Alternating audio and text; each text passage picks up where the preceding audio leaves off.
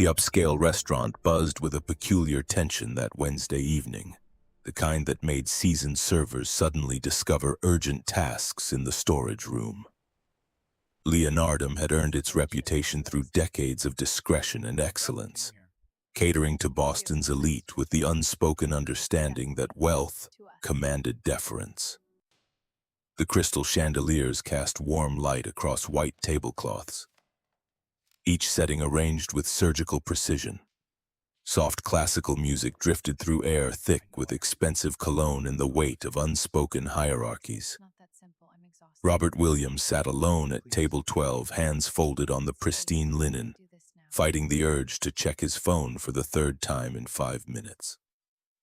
The simple button-down shirt he'd chosen that morning felt inadequate now, surrounded by tailored suits and designer dresses that cost more than his monthly rent. He'd arrived 15 minutes early, a habit ingrained from years of manual labor where punctuality meant keeping your job. The other diners barely registered his presence, their conversations flowing around him like water around a stone. A server approached, young and nervous, water pitcher trembling slightly in his grip. Robert offered a reassuring smile, the kind he'd perfected during Emily's anxious first days of school. "Just water for now, thanks. Waiting on someone." The relief on the kid's face was immediate. Robert recognized that gratitude, had seen it countless times on Catherine's face when she'd worked tables at the diner near their old apartment. People treating you like furniture until you made a mistake, then suddenly you existed only as a target for their frustration. The memory tightened something in his chest. The restaurant doors opened with theatrical precision, and the atmosphere shifted like barometric pressure before a storm. Conversations didn't stop exactly, but they changed. Voices dropping, postures straightening, eyes tracking movement with predatory awareness.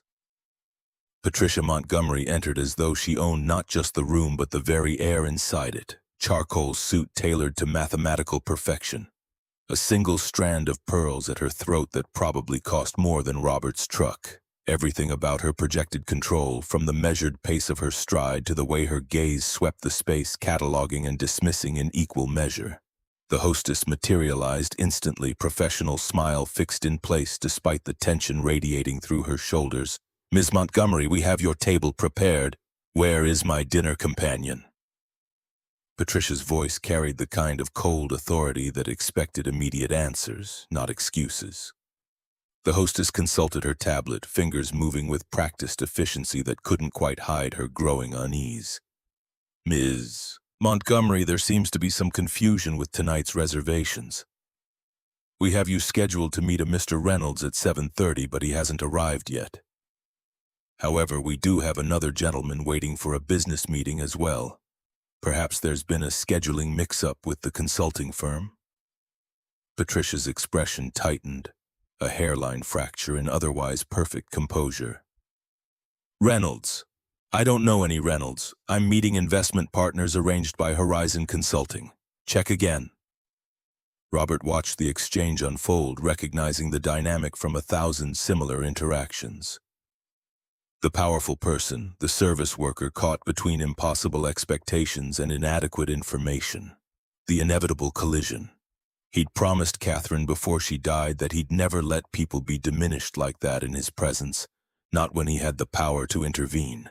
The promise had seemed easier to keep back then, when his world was smaller and the stakes less complicated.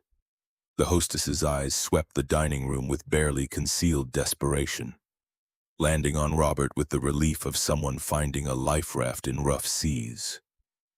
She approached his table with Patricia following, and Robert could feel the woman's assessment before she spoke, cataloging his off-the-rack shirt, his working man's hands, the subtle markers of someone who didn't belong in her stratosphere. "Mr. Williams, I apologize for the interruption. There seems to be confusion with our reservation system this evening. Ms. Montgomery is also waiting for a business associate from Horizon Consulting. We're trying to determine if perhaps your parties were meant to meet together." Before Robert could formulate a response, Patricia's gaze swept across the other diners like a scythe through wheat, and when she spoke, her words carried the weight of absolute certainty. "Nobody here is worthy of sitting at the same table as me." The pronouncement hung in the air like smoke after gunfire. Nearby conversations stuttered and died. Servers froze mid-step. Even the classical music seemed to fade into uncomfortable silence. Robert felt the familiar heat rise in his chest, the same fire that had gotten him into trouble more than once when principle collided with pragmatism. He thought of Catherine, exhausted after double shifts, crying in their bathroom because some hedge fund manager had snapped his fingers at her like she was a dog. He thought of Emily, who would inherit whatever world people like Patricia Montgomery chose to create. The words came out calm, steady, carrying none of the anger burning underneath. I don't think that's true.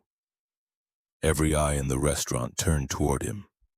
Patricia's gaze locked onto his face with the intensity of a predator, suddenly noticing unexpected resistance from prey. The moment stretched, elastic and dangerous, until something shifted in her expression. Not softening exactly, but a flicker of genuine surprise that cracked her imperial facade. She sat down across from him with deliberate precision, each movement controlled, and Robert recognized the tactic from high-stakes negotiations with contractors who thought manual laborers were easy to intimidate. Do you know who I am? The question was designed to establish dominance, to remind him of his place in the social order.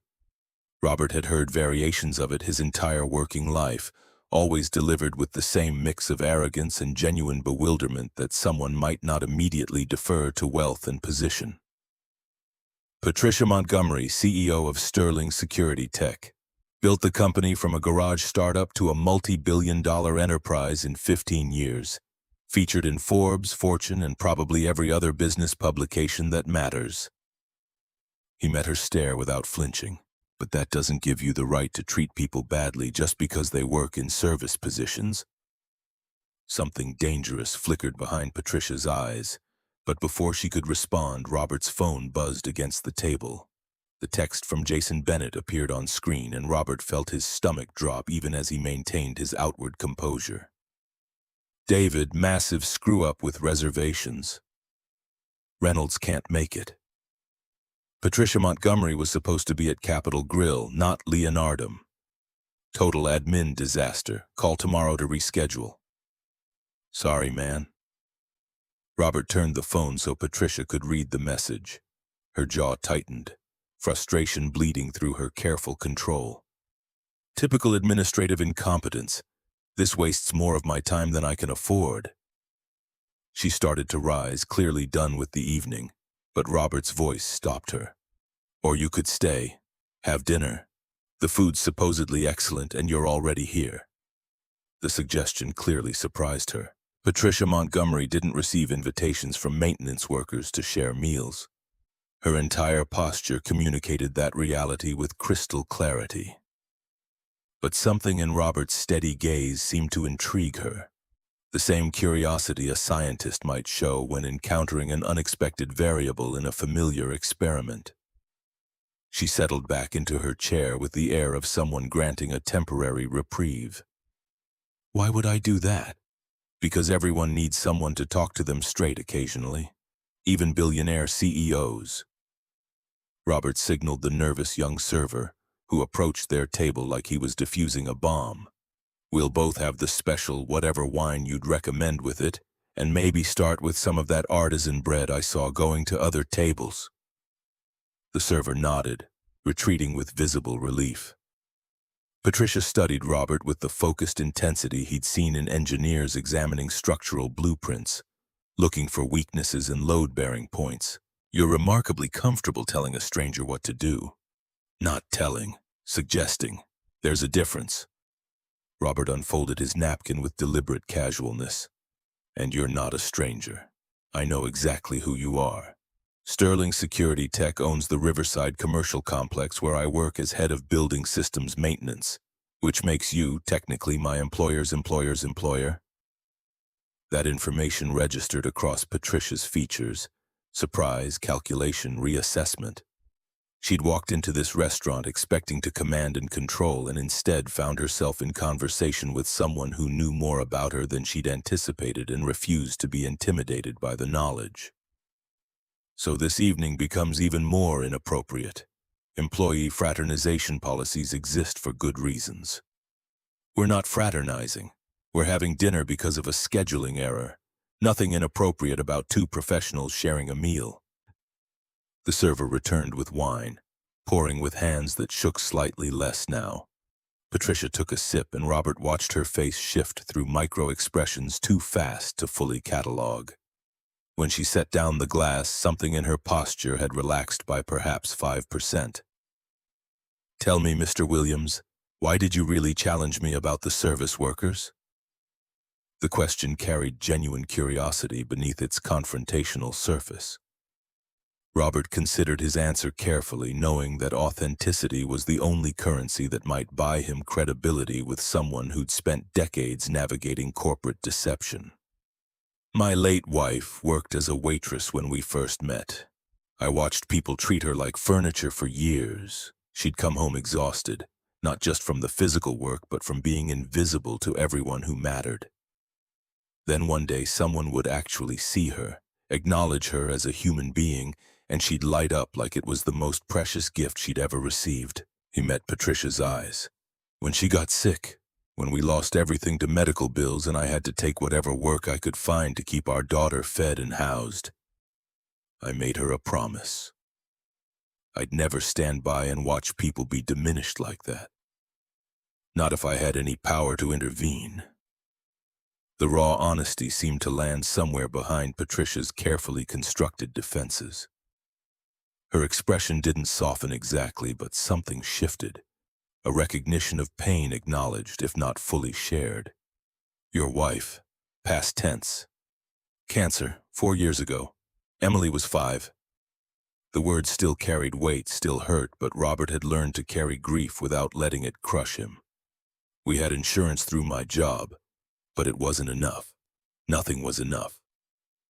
Patricia's fingers traced the stem of her wine glass, the gesture almost unconscious. "I'm sorry for your loss." The words sounded genuine, stripped of the social performance that usually accompanied such expressions. Children shouldn't have to lose their mothers that young. No, they shouldn't. Robert accepted the bread basket from the server with a quiet thank you that made the young man straighten slightly. Dignity recognized and returned. But life doesn't ask what's fair. It just keeps moving forward, and you either find a way to move with it or get left behind.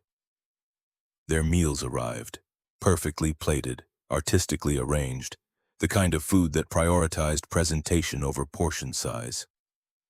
Robert suppressed a smile, thinking of the simple pasta dishes he made for Emily, substance over style every time. But he had to admit, the first bite justified the restaurant's reputation. Patricia ate with the same controlled precision she brought to everything else, but Robert noticed her gaze kept returning to him, as if trying to solve an equation that refused to balance. "You're not what I expected." "What did you expect?" "Deference, resentment, the usual responses from people in your position when confronted with someone in mine." She set down her fork with deliberate care. "Instead, you challenge me in public, then invite me to dinner as though we're equals." "We are equals, different jobs, different bank accounts, different responsibilities, but fundamentally, two people trying to navigate life with whatever tools we've got." Robert took a sip of wine, letting the expensive vintage sit on his tongue before swallowing. "Money doesn't make someone worthy. How you treat people when you have power, that shows who you really are." The words hung between them, and Robert saw them land with unexpected force. Patricia's mask slipped for just a moment, revealing something raw underneath. Loneliness maybe, or exhaustion, or the accumulated weight of years spent trusting no one. "That's remarkably naive." "Is it? Or is it just inconvenient for people who've built their entire identity around believing otherwise?" Patricia's laugh came sharp and unexpected, genuine amusement breaking through her controlled exterior. "You have no idea who you're talking to, do you? Not really. You know the public face, the Forbes profile, the corporate success story. You don't know anything about what it cost to build that." So tell me. Robert leaned back, giving her space. We've got time. The food's good, and I'm guessing you don't often get to talk to someone who doesn't want something from you. The observation seemed to strike home. Patricia was quiet for a long moment, internal calculations playing out behind her eyes. When she finally spoke, her voice carried less edge, more weight. My first company was a startup I founded with my college boyfriend and 2 classmates. We developed revolutionary encryption algorithms together, worked 18-hour days in a garage, believed we were building something that would change the world. She paused, and Robert saw genuine pain flicker across her features. The night before our first major pitch to venture capitalists, my boyfriend copied all our code, transferred company funds to a private account, and disappeared.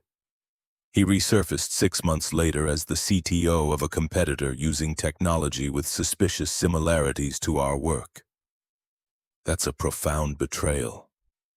It taught me what trust actually costs, what it means to let people close enough to destroy you. Patricia's fingers tightened around her wine glass. I rebuilt from nothing, did it alone, made sure I never needed anyone enough to be vulnerable again. And I built something bigger, better, more successful than anything he could have imagined. Robert heard the triumph in her voice, but also the hollowness underneath. Victory purchased at the cost of every genuine connection. Success measured in isolation. But you're still carrying it, still letting that one person's choice define how you treat everyone else. You say that like it's a weakness. I say it like it's a loss. Different thing. Robert finished his wine, let the server refill both glasses. When Catherine was dying, she made me promise I wouldn't let grief make me mean. Wouldn't use her death as an excuse to shut out the world and wrap myself in anger. She said people who survive loss have 2 choices. Become harder or become kinder. One path makes you invulnerable. The other keeps you human. Patricia stared at him with an intensity that felt like standing under stage lights. And which path did you choose? Still choosing, every day. It's not a one-time decision. Robert thought of Emily, asleep in their small apartment, trusting that her father would build a world worth inheriting. Some days it's easier than others, but I've got a 9-year-old daughter watching everything I do, learning what kind of person to become. I need her to see that suffering doesn't have to make you cruel. The server approached to clear their plates, and Patricia surprised Robert by thanking him directly, making eye contact, treating him like a person rather than an automated service delivery system. The young man's face lit up with the same grateful recognition Robert had seen on Catherine's face years ago. After the server departed, Patricia leaned forward slightly, guard lowering by increments. Your daughter, Emily? Yeah, smart as hell, curious about everything. Can't decide if she wants to be an astronaut or an artist when she grows up. Loves building things almost as much as she loves drawing them. Pride warmed Robert's voice despite his best efforts to remain neutral. She's got her mother's eyes and her ability to see connections between things that seem completely unrelated. Teachers say she's gifted, but they also say she asks too many questions that don't have easy answers. Sounds like someone who could go far with the right opportunities. She'll go far regardless. We might not have the resources other families do, but we've got something more important. She knows she's loved unconditionally, knows her worth isn't tied to achievements or acquisitions. Robert met Patricia's gaze. That foundation matters more than any private school or expensive tutors. Patricia's expression shifted again, something wistful crossing her features before disappearing behind her practiced composure. You're raising her well. I'm doing my best. That's all any parent can do. They finished their meal in surprising companionship, conversation flowing easier than either had anticipated. Patricia shared carefully edited stories from Sterling Tech's early days, the impossible deadlines and technical challenges that had defined her rise. Robert described the satisfaction of solving complex building systems problems. The quiet pride of preventing catastrophic failures that most people would never know almost happened. When the server brought the check, Patricia intercepted it with practiced efficiency that brooked no argument. Robert started to protest, but she cut him off with a look. Consider it compensation for the conversation. Genuine honesty is rare enough to be worth paying for. She pulled a business card from her jacket pocket, wrote something on the back with a pen that probably cost more than Robert's monthly grocery budget. Sterling Tech is hosting a charity gala this Saturday at the Harrington Hotel. Scholarship fund for disadvantaged students pursuing technical education. You should attend. The invitation was delivered as a statement rather than a question, the kind of directive Patricia was clearly accustomed to having followed without debate. Robert studied the card, turning it over in his calloused fingers. I appreciate the thought, but I don't have a tuxedo gathering dust in my closet, and I'd need to find childcare for Emily. Patricia seemed momentarily thrown by practical obstacles that her wealth usually eliminated before they could manifest as problems. The company can provide appropriate attire. As for your daughter, bring her. There will be other children present, and the event specifically supports education.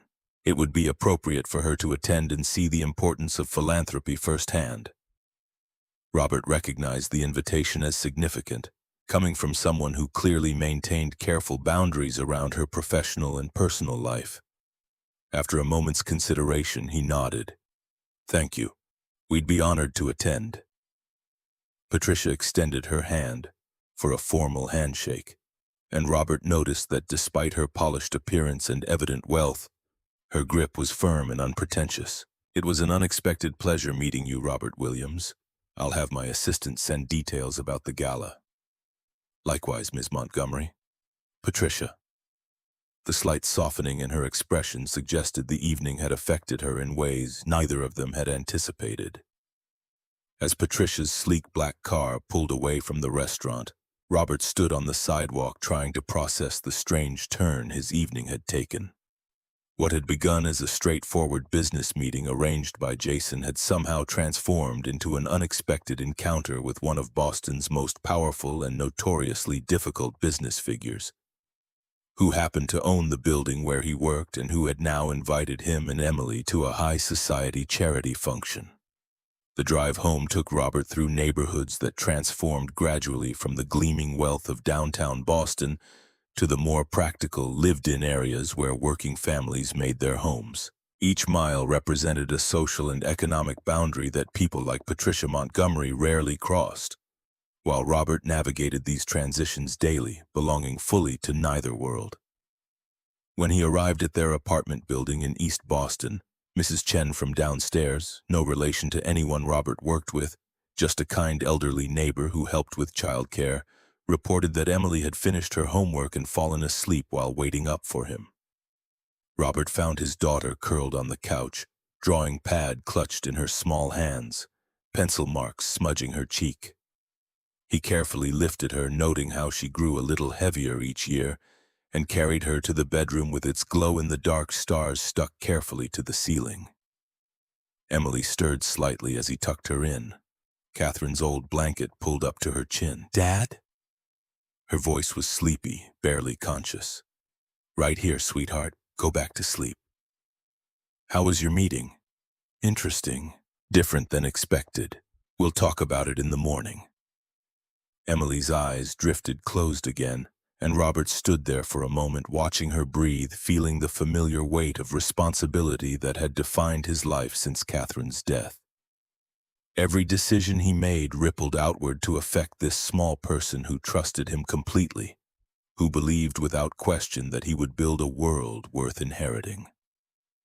After paying Mrs. Chen and thanking her for watching Emily, Robert sat at their small kitchen table, still wearing his good shirt from the unusual dinner meeting. The contrast between Patricia Montgomery's world and his own couldn't have been more stark. Yet something about their interaction had felt strangely genuine despite their different circumstances, as though they'd managed to connect across the vast divide of wealth and class through simple human recognition. His phone buzzed with an email notification. The sender was Jennifer Parker, executive assistant to Patricia Montgomery, and the subject line read simply, "Gala details, confidential." The formality of the communication reminded Robert of the significant social gap between his world and Patricia's, making him question the wisdom of accepting the invitation. The email detailed arrangements with mathematical precision. Car service, tuxedo fitting appointment suggested arrival time.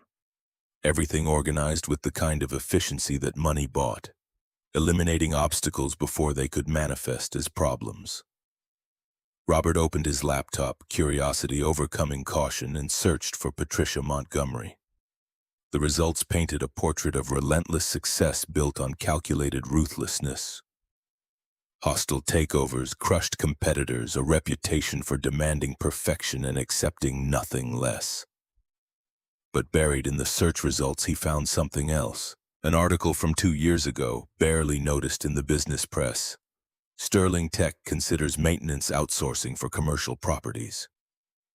His stomach tightened as he clicked through to the full story. The details were vague, corporate speak about efficiency and cost optimization, but the implications were clear. Sterling Security Tech was evaluating whether to eliminate in-house maintenance teams across all their properties in favor of cheaper third-party contractors. The Riverside complex was specifically mentioned as a target property. Robert sat back, mind racing through possibilities. Was tonight's chance encounter actually chance? Had Patricia engineered the meeting somehow, softening him up before dropping news that would eliminate his job and those of everyone on his team? The timing seemed too convenient, the invitation to the gala too calculated, but then he remembered the genuine surprise in her eyes when he'd challenged her. The unguarded moments when her mask had slipped and revealed something vulnerable underneath. Those reactions felt authentic, not performed. Unless she was a better actor than seemed likely, Patricia Montgomery had been as surprised by their encounter as he was. His phone buzzed again, a text from an unknown number. "Robert, this is Patricia. Jennifer will contact you with gala arrangements. Looking forward to Saturday. PM." The message was brief, professional, but carried an undercurrent of something more personal. Robert stared at it, weighing his response. He could back out now, protect himself and his team from whatever corporate maneuvering might be unfolding. Or he could trust the connection he'd felt during dinner, believe that sometimes people were exactly who they appeared to be in unguarded moments. He typed a reply, "Looking forward to it as well. Emily will be excited. Thanks again for dinner. RW." The response came almost immediately. "Thank you for the honesty. It's rare." Robert set down his phone and looked around their modest apartment. Photos of Catherine smiled from carefully positioned frames, maintaining her presence in their lives 4 years after cancer had taken her. Emily's drawings covered the refrigerator, colorful evidence of a child's creative spirit nurtured despite limited resources. The space wasn't much, but Robert had worked hard to make it a warm, stable home. Whatever happened next with Patricia Montgomery and her corporate decisions, Robert knew his responsibility remained unchanged. Protect his daughter, do right by his team, maintain the integrity Catherine had helped him build. If Patricia's interest was genuine, they'd find a way forward. If it was manipulation, he'd face that when it became clear. But as he prepared for bed, Robert couldn't shake the memory of Patricia's face when she'd talked about her first company's betrayal. The loneliness that haunted her despite her billions. The momentary recognition that success purchased at the cost of every genuine connection might not be success at all. The next morning arrived with the familiar chaos of school preparation. Emily chattered excitedly as Robert made her lunch, wanting to know everything about the business meeting that had kept him out so late. Was it boring? Did you have to wear a tie? Did they serve fancy food with tiny portions like on those cooking shows? Robert smiled, arranging her sandwich precisely the way she preferred, crusts removed. It was interesting. The person I met was different than I expected, and actually I need to talk to you about something. He crouched to her level, meeting her eyes. We've been invited to a fancy party this Saturday night. A charity event that raises money to help kids go to school. Emily's excitement was immediate, her spoon pausing halfway to her mouth. A party? Like Cinderella at the ball? Do I need a princess dress? Not exactly a princess dress, but you could wear your special occasion dress from Aunt Judy, the blue one with the silver sparkles. The one from her wedding. Can I really? Will there be dancing? Will there be other kids? Robert laughed, grateful for his daughter's uncomplicated enthusiasm. I think there will be other kids there, yes, and probably dancing. The lady who invited us said it would be good for you to see how people help others with their resources. What lady? Her name is Patricia Montgomery. She owns the company that owns the building where I work. Emily processed this information with the seriousness she brought to all matters of social hierarchy. So she's like your boss's boss's boss? Something like that. Is she nice?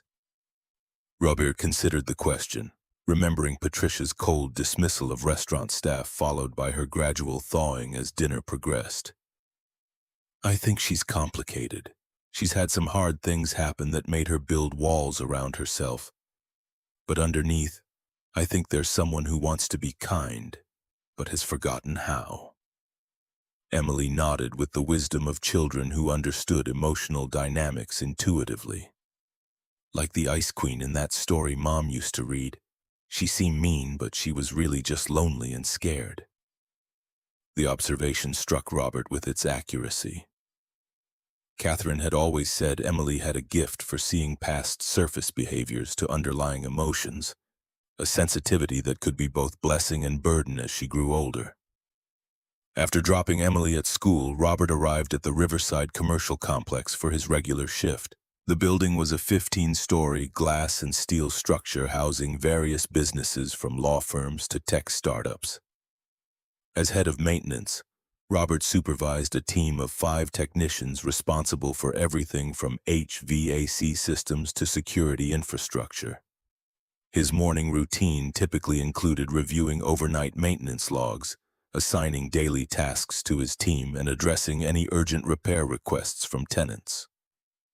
Today, however, his thoughts kept returning to the previous evening's unexpected dinner and Patricia Montgomery's surprising invitation.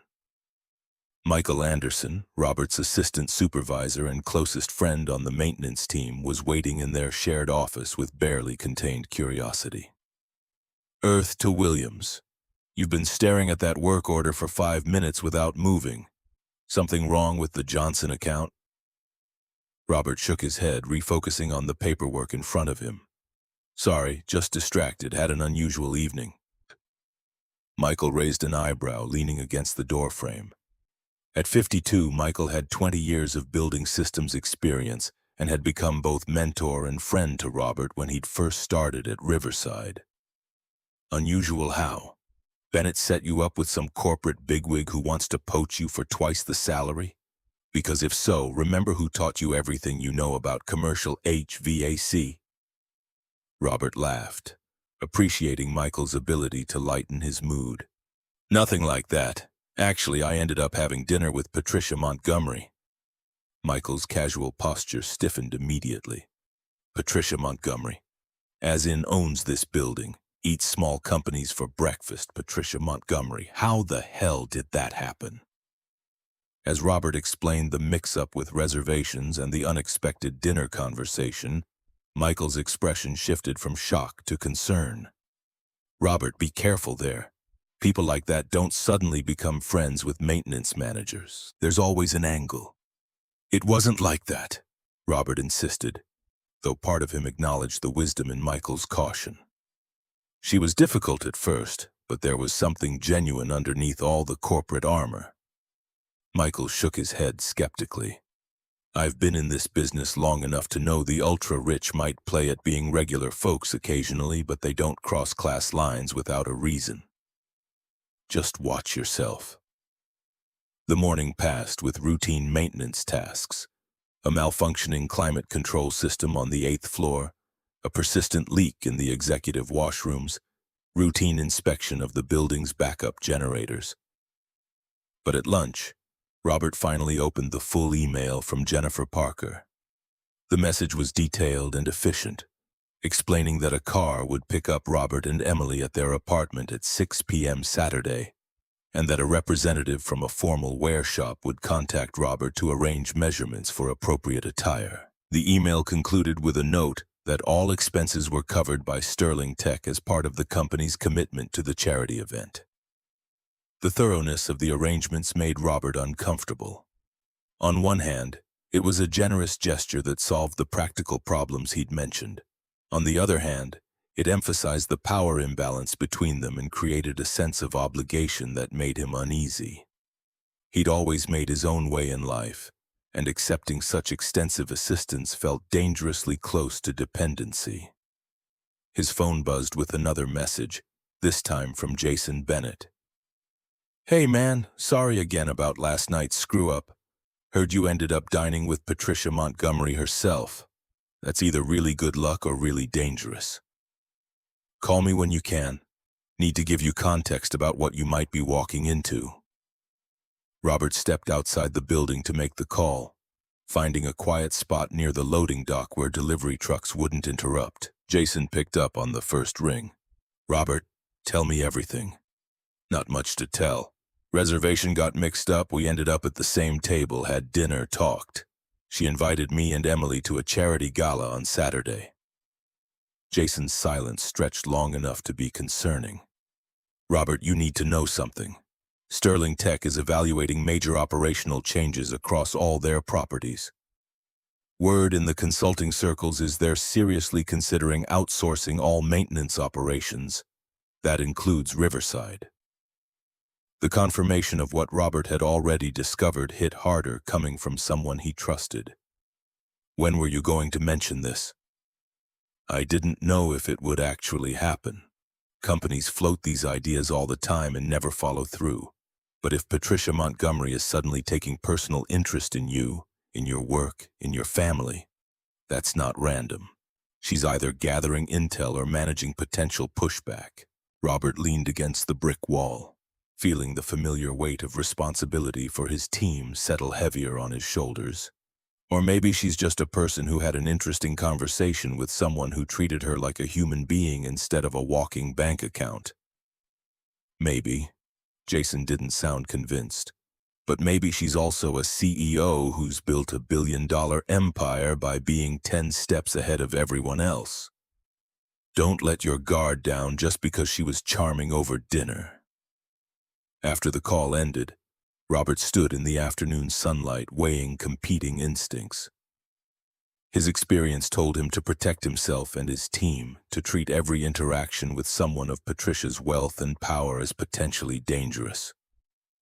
But his instincts, the same ones that had guided him through grief and single parenthood, insisted that something genuine had happened during that dinner. Some moment of authentic human connection that transcended their different circumstances. The rest of the workday passed in a blur of mechanical tasks and mounting uncertainty. Robert's team noticed his distraction, throwing concerned glances his way during the afternoon briefing. Michael pulled him aside after the meeting, voice low and urgent. "Whatever's going on with you and Montgomery, the guys are worried. There's rumors floating around about outsourcing, about changes coming down from corporate. They need to know you've got their backs." "I've always got their backs. That hasn't changed." "Then maybe you need to show them that, because right now it looks like you're getting cozy with the person who might eliminate all our jobs." The accusation stung because it carried a grain of truth. Robert had been so focused on his own confusion about Patricia that he'd failed to consider how his team might perceive the situation. "I'll talk to them tomorrow morning. Full transparency about what I know and what I don't."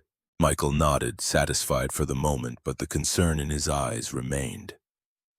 That evening, after picking up Emily from school and helping her with homework, Robert found himself staring at his laptop again, searching for more information about Patricia Montgomery and Sterling Tech's corporate strategies. The picture that emerged was complex, a company built on innovation and aggressive expansion, but also one facing pressure from shareholders to maximize profits and minimize operational costs. Outsourcing maintenance would fit perfectly into that mandate, eliminating union wages and benefit obligations in favor of cheaper contract labor.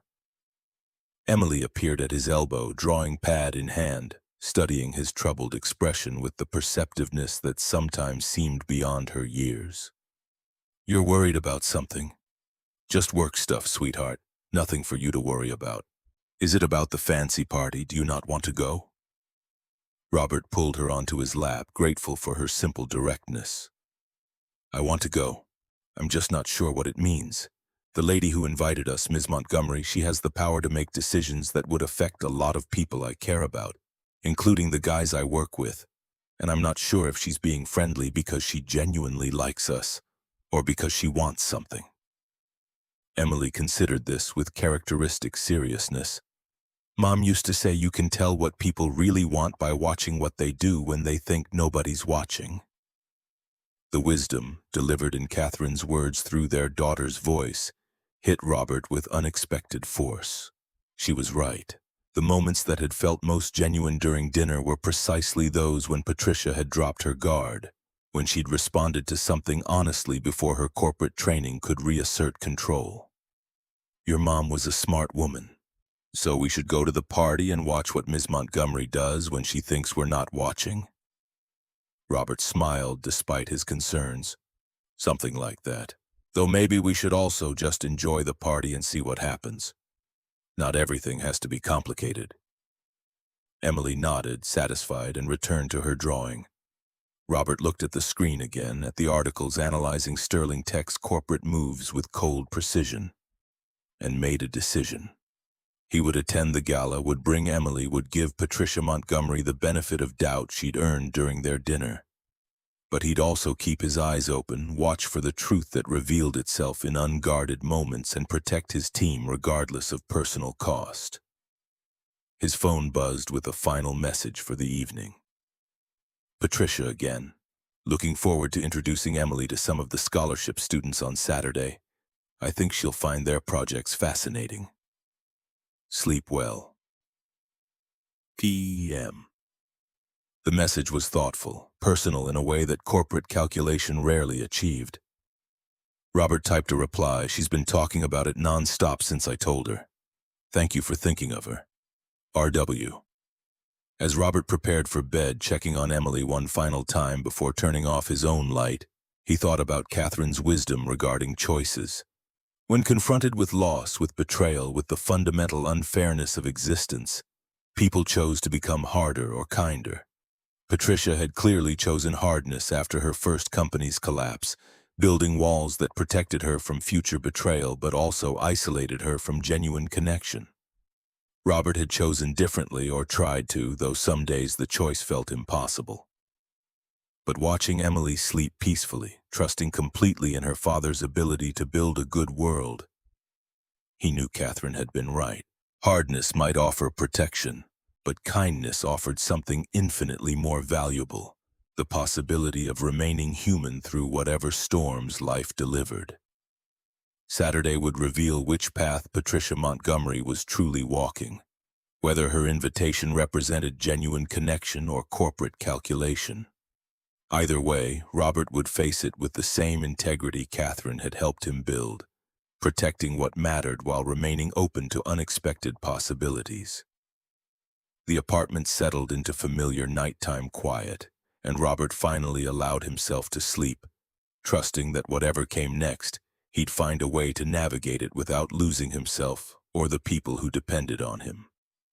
Saturday evening arrived with crystalline autumn air settling over Boston, the kind of perfect weather that made the city's historic architecture seem to glow from within. Robert stood before the bathroom mirror, adjusting his bow tie for the fourth time. Hands that could disassemble complex HVAC systems with precision fumbling with the simple strip of black fabric.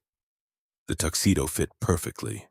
The formal wear representative had been thorough during his apartment visit Thursday afternoon, but wearing it felt like inhabiting someone else's skin. Emily appeared in the doorway, her special occasion dress shimmering under the overhead light.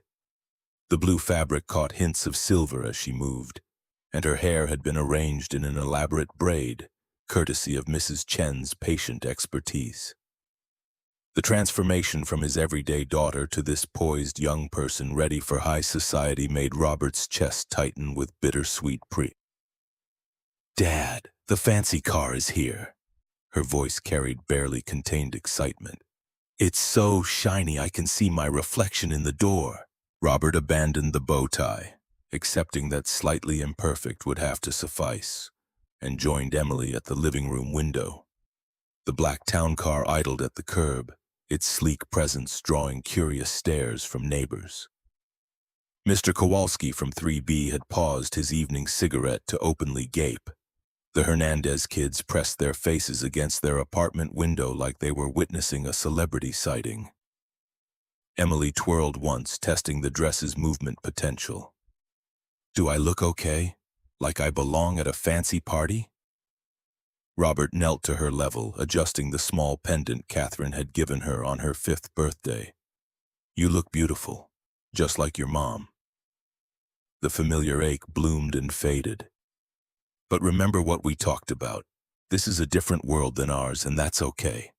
We're guests, not performers. Just be yourself." Mom used to say being yourself is the only thing worth being anyway. The driver, a professional man in his mid-50s who introduced himself simply as Thomas, treated Emily with formal courtesy that delighted her. He opened the rear door with a slight bow that made her giggle, then ensured they were settled before pulling smoothly into evening traffic. Robert noticed the small cooler tucked discreetly beside Emily's seat, stocked with juice boxes, specifically the apple variety she preferred. Someone had done their homework. The attention to detail was either thoughtful or calculating, possibly both. As the car navigated toward downtown, Emily's face pressed against the window, watching familiar neighborhoods transform into progressively more affluent territories. The modest triple-deckers and corner markets of East Boston gave way to brownstones and boutique shops. Then finally to the gleaming towers and historic hotels that defined the city's expensive heart. Each mile represented social boundaries that most people never crossed in either direction. The Harrington Hotel rose from its block like a limestone monument to Gilded Age excess.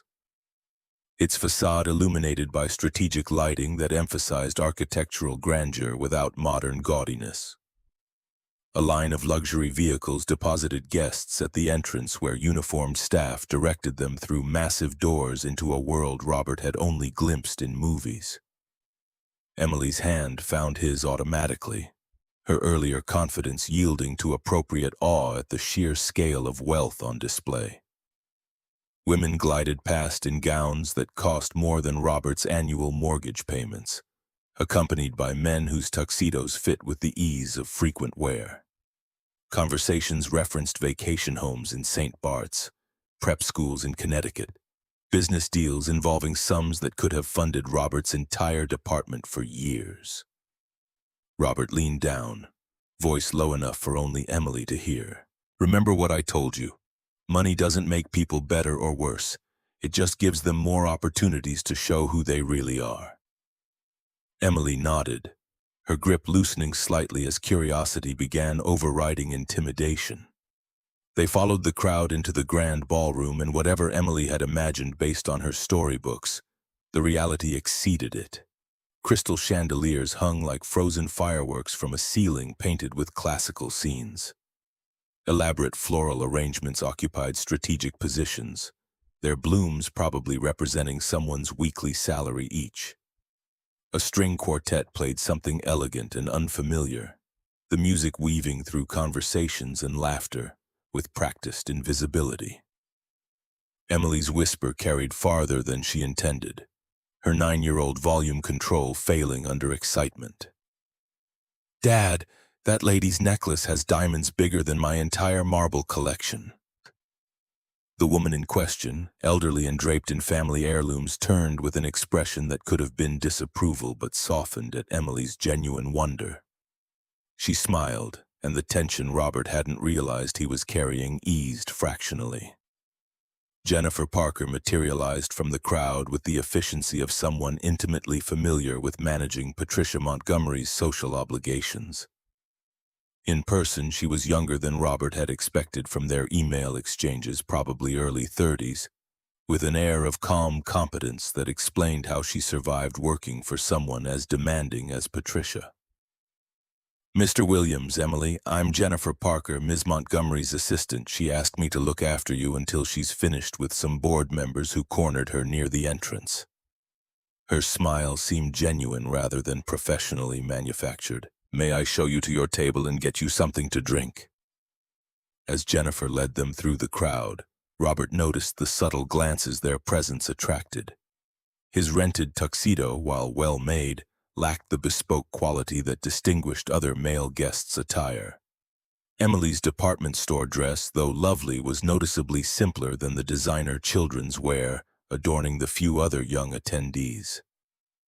They were clearly outsiders, and everyone present could read that status instantly. Their assigned table positioned them surprisingly close to the front of the room, already occupied by three couples whose conversation halted abruptly as Jennifer made introductions. The awkward silence stretched until Emily, spotting the elaborate centerpiece, broke it with characteristic directness. "Look, Dad, those flowers are just like the ones in the book Mom used to read about, The Secret Garden." One of the women, perhaps 45, with softness in her eyes that contrasted with her formal demeanor, smiled genuinely. "You have excellent taste, young lady. They're English roses, specifically Graham Thomas varieties. Do you like gardens?" Emily launched into enthusiastic description of their modest container garden on the apartment balcony, completely unaware of the social gulf she was bridging through simple conversation. The woman, Margaret Foster, wife of a venture capitalist, engaged with Emily's chatter with apparent genuine interest, creating unexpected warmth at their corner of the table. Robert fielded polite but slightly condescending questions from one of the men about what exactly maintenance supervision entailed, the subtext clear. "What are you doing here among your betters?" He was formulating a response that balanced honesty with diplomacy when a subtle shift in the room's energy announced Patricia's approach. She moved through this crowd with practiced grace, acknowledging greetings with efficient charm, while maintaining clear trajectory toward their table. Patricia Montgomery in her element was even more impressive than she'd been at the restaurant. Her gown, deep midnight blue that appeared almost black until she moved and caught the light, was elegantly simple in a way that screamed exclusive designer workmanship. A single strand of sapphires at her throat provided the only adornment, their color matching her eyes with precision that seemed too perfect to be accidental. "Robert." Her greeting carried surprising warmth as she extended her hand. "I'm pleased you could make it." Her gaze shifted to Emily, and something in her expression softened momentarily. "And you must be Emily. Your father has told me about your interest in both science and art." Emily, momentarily awed into unusual shyness, found her voice after a beat. "Thank you for inviting us, Ms. Montgomery. Your party is very fancy." A hint of genuine amusement touched Patricia's lips. "Yes, rather unnecessarily so, but it encourages people to donate more generously when they're surrounded by luxury." She turned to address the table at large. "I see you've met some of our board members and supporters." The subtle shift in the other guests' demeanor at Patricia's clear indication that Robert and Emily were her personal invitees rather than random charity cases was almost comical. Suddenly, the venture capitalist who'd been questioning Robert about maintenance supervision with barely concealed condescension wanted his thoughts on building efficiency systems and sustainable operation models. As formal dinner service began, Emily's careful practice with Mrs. Chen proved invaluable as she navigated multiple courses and place settings with adorable concentration. Robert noted with appreciation that Patricia occasionally guided Emily with subtle gestures when a particularly obscure piece of silverware presented itself, but did so without drawing attention or embarrassing her. The conversation flowed more easily than Robert had anticipated, largely because Patricia skillfully directed topics toward areas where his practical expertise gave him solid footing even among people with multiple advanced degrees and generations of wealth. When discussion turned to sustainable building practices, Robert found himself explaining real-world applications and limitations of theoretical models that the academics and investors at the table had only encountered in presentations.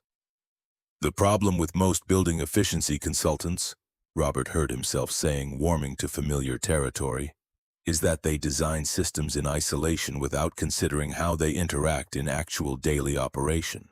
You can have the most advanced HVAC system in the world, but if it's fighting with your automated lighting and occupancy-based temperature controls, you're wasting energy and reducing equipment lifespan." Patricia watched him with evident interest as he used water glasses and salt shakers to demonstrate how different systems could be integrated more effectively. "This is exactly why hands-on expertise is invaluable." Her remark was directed to the venture capitalist. "All the business theory in the world can't replace someone who understands how things actually work." Emily, who'd been quietly observing the adults while carefully eating her dessert, suddenly spoke up with the bluntness only children could achieve. "That's what Dad always says. He says the people who really keep things running aren't usually the ones in the fancy offices." A moment of uncomfortable silence followed as the implications of Emily's innocent comment registered across the table. Patricia, however, laughed with what appeared to be genuine amusement rather than polite deflection. "Your father is absolutely right, Emily, and smart companies recognize that." As dinner concluded and the formal program began, Robert found himself surprisingly engaged in the Foundation's presentation about technical education opportunities for students from disadvantaged backgrounds. The statistics about declining skilled trades workers and the growing gap between academic credentials and practical workplace needs reflected his own observations from years in the field. This wasn't abstract charity. It addressed real problems with tangible solutions. During a break in the program, as guests circulated before the fundraising auction, Patricia guided Robert and Emily toward a quieter area where scholarship recipients were displaying their technical projects. Emily was immediately drawn to a young woman demonstrating a robot she'd built that could sort recyclable materials using optical sensors. "This is precisely why I support this particular foundation." Patricia's voice carried conviction rather than performance. "Traditional academic paths aren't right for everyone, and we're facing critical shortages in skilled technical workers because we've devalued practical education." Robert studied her with renewed interest, seeing past the corporate armor to something more complex underneath. "That's not the perspective I'd expect from someone in your position." Patricia's expression remained neutral, but something flickered in her eyes. "Because wealthy executives typically favor elite universities and MBA programs?" A pause. "I built my first company from skills I taught myself in a garage, not from my business degree. The degree opened doors, but the practical knowledge made me successful." Before Robert could respond, they were interrupted by a tall, immaculately dressed man whose superficial smile didn't reach his calculating eyes. He radiated the kind of corporate authority that came from years of financial power rather than actual accomplishment. "Patricia, there you are. The Westridge Group is looking for you regarding their pledge amount."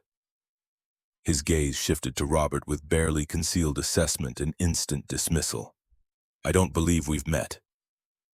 Patricia's response carried professional courtesy that lacked her earlier warmth. "Richard Hayes, my CFO.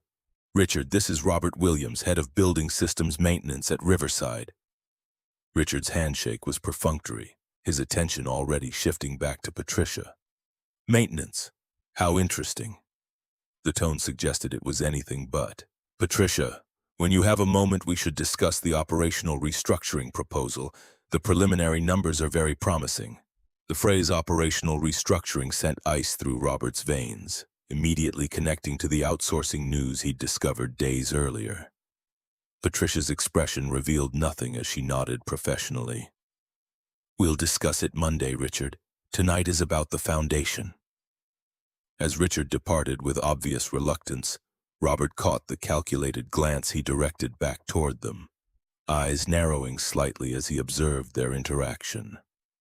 The moment crystallized Robert's earlier concerns, transforming vague suspicion into concrete wariness. Your CFO seems very focused on business, even at a charity event. Patricia's response was carefully measured. Richard is extremely effective at what he does.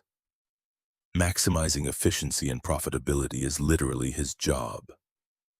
She paused, studying Robert's expression with the analytical precision he was coming to recognize.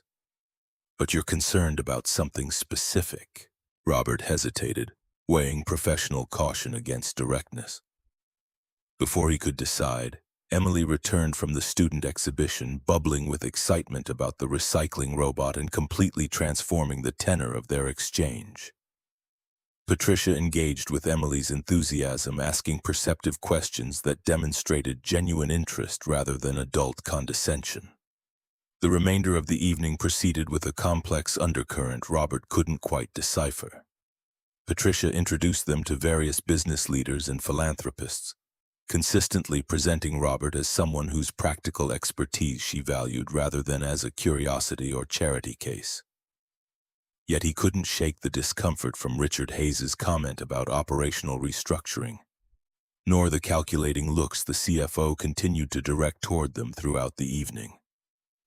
The man was clearly measuring something, evaluating Robert's presence for implications Robert couldn't fully grasp. As the event began winding down, Emily's energy finally flagged, her excitement giving way to natural fatigue. Patricia, noticing her stifled yawns, smoothly arranged for their car to be brought around early without making Emily feel like she was being treated as a child needing special accommodation. "I'd like to show Emily something before you leave." Patricia led them toward a quiet corridor off the main ballroom where photographs documented the foundation's work. "These are previous scholarship recipients. Many of them now have successful careers in fields they were told weren't meant for people from their backgrounds." Emily studied the photos with genuine interest, particularly one showing a young woman operating complex HVAC equipment. "She's doing Dad's job." Patricia's correction came gently. "Actually, she designed that system. She came from a neighborhood where most people didn't finish high school, but she had a talent for understanding how things work. The foundation helped her get training, and now she creates environmental control systems for hospital operating rooms." Robert watched this interaction with growing confusion. The Patricia showing such thoughtfulness toward his daughter seemed fundamentally different from the cold business executive who might be planning to eliminate his team's dig, or the demanding customer who'd initially treated restaurant staff with dismissive arrogance. Which version was authentic? As they waited for their car, Patricia addressed Emily directly. "Would you like to visit Sterling Tech's engineering lab sometime? We have some projects involving art and science together that might interest you." Emily's tired eyes widened with renewed excitement. "Really? Could I see the robots?" "We do have several robotics projects," Patricia confirmed with a hint of genuine smile. "Perhaps next Thursday afternoon. I believe that's an early dismissal day for your school." Robert was surprised both by the invitation and by Patricia's knowledge of Emily's school schedule.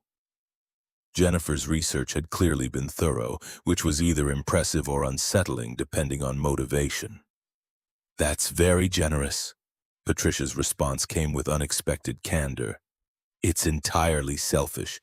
Your daughter asked better questions about our technology than most of my executive team."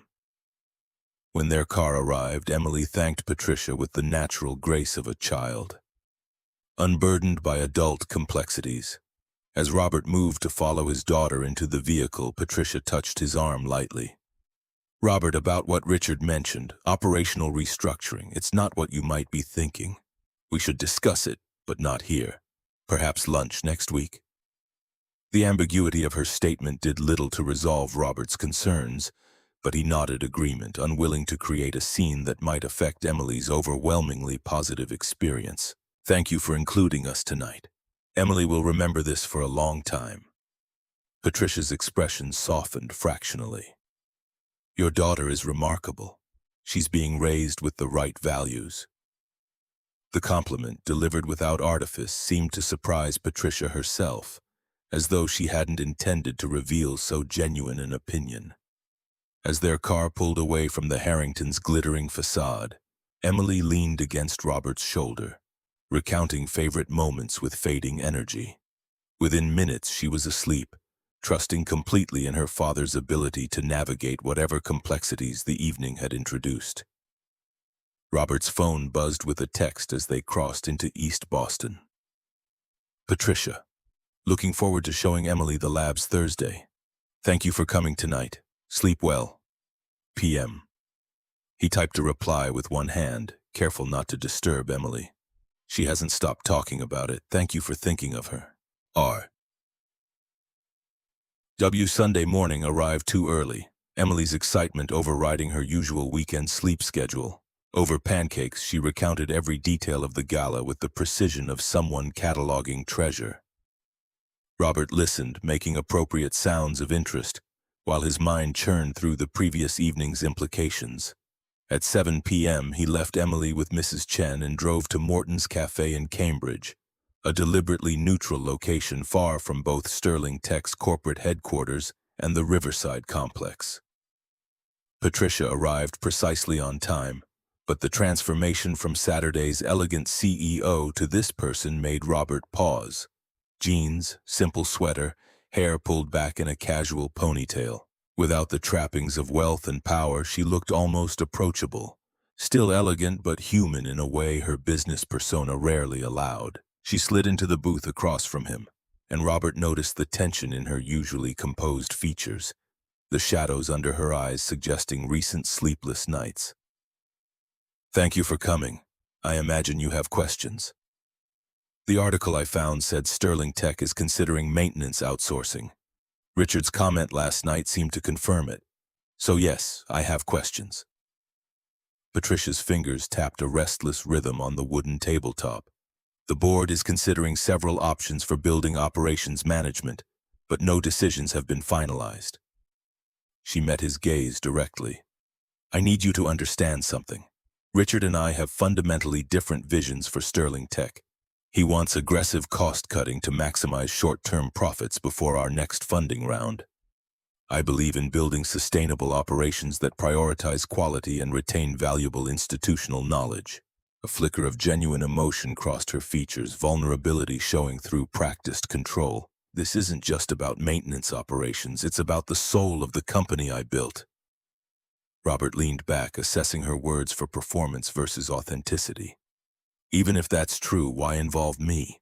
I'm just the maintenance supervisor at one of your properties. Corporate power struggles happen well above my pay grade. For the first time since he'd met her, Patricia seemed to struggle with her words, customary precision giving way to something more uncertain. Because I need your help to stop it. Because your team at Riverside has created systems and procedures that should be a model for our entire property portfolio. Because you see through corporate facades to what actually matters. She hesitated. And because Emily would never forgive me if I let this happen. The mention of his daughter shifted something in Robert's perception. You've become fond of her. Patricia's answer came quietly, guard lowering by increments. Your daughter sees through pretense in a way most adults can't. She treats people as people, not positions or resources. A hint of vulnerability crossed her features. And yes, I've become fond of her, more than I expected or intended. Robert studied Patricia with newfound interest, seeing beyond the CEO to the woman underneath who seemed genuinely struggling with emotions she'd spent years suppressing. What exactly is Richard doing, and how could I possibly help stop it? Patricia took a sip of the coffee she'd ordered, gathering her thoughts with visible effort. Richard has prepared a detailed outsourcing proposal that appears to save millions annually. Lower fixed costs, reduced benefit obligations, greater operational flexibility. The numbers look impressive on paper, but they ignore the real-world complexities of building management. They don't account for the institutional knowledge that prevents catastrophic failures or the preventative work that never shows up in metrics because problems get solved before they happen. Models always look cleaner than reality. Robert drew on years of practical experience watching consultants make recommendations that collapsed under actual implementation. Exactly. Patricia's enthusiasm broke through her controlled exterior. That's precisely what I've been arguing to the board, but Richard has financial projections and consultant reports while I have, she gestured vaguely, intuition and principles. In corporate boardrooms, numbers usually win over concepts. So what do you need from me? Data. Real-world examples that demonstrate why your team's integrated approach creates value that outsourced services can't match.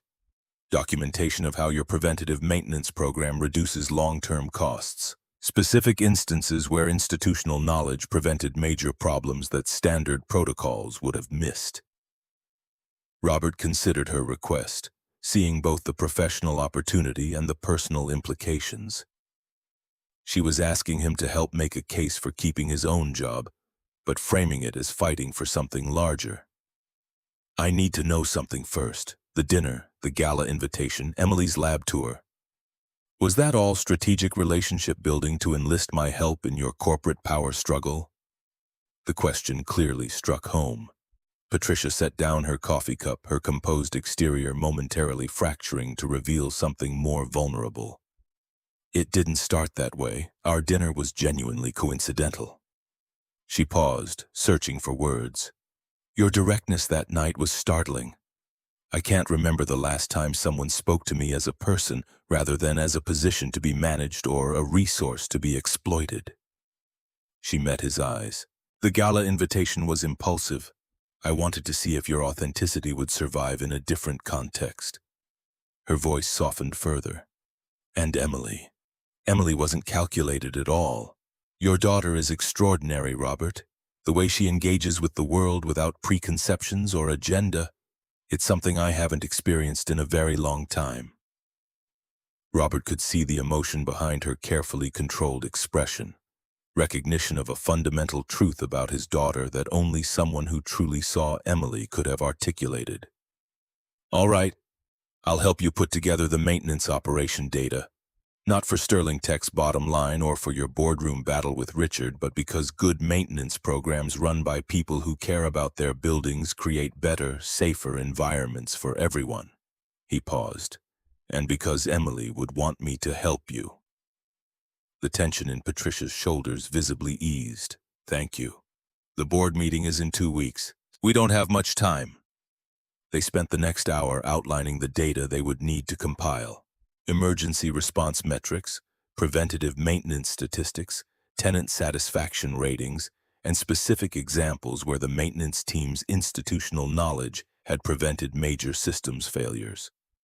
Robert described several incidents where Michael's decades of experience had identified potential problems that no inspection checklist would have caught. We should involve Michael directly, Robert suggested as they finalized their plan. He has 30 years of building systems experience and documentation going back before computerized maintenance records, and he's respected by the entire team. Patricia hesitated, executive caution warring with practical necessity. Richard has allies throughout the company. Expanding the circle of people who know about this internal conflict is risky. Michael has been my mentor since I started at Riverside. He's seen corporations make short-sighted decisions about maintenance operations for decades. He's never been the type to make things worse with rumors or speculation. He's practical, direct, and cares deeply about the building and his team. Patricia studied him for a long moment, then nodded decisively. If you trust him, that's good enough for me. The statement represented a significant shift from the imperious executive who'd first dismissed a restaurant server's humanity. They finalized logistics. Patricia would arrange for a conference room away from the executive floors. They'd meet starting Monday to begin compiling documentation. As they prepared to leave, Patricia touched Robert's arm lightly. Thank you for giving me the benefit of the doubt. I know my position makes it easy to assume the worst about my motivations. The simple acknowledgement of the power imbalance between them surprised Robert with its self-awareness. Everyone deserves to be judged by their actions, not their job title.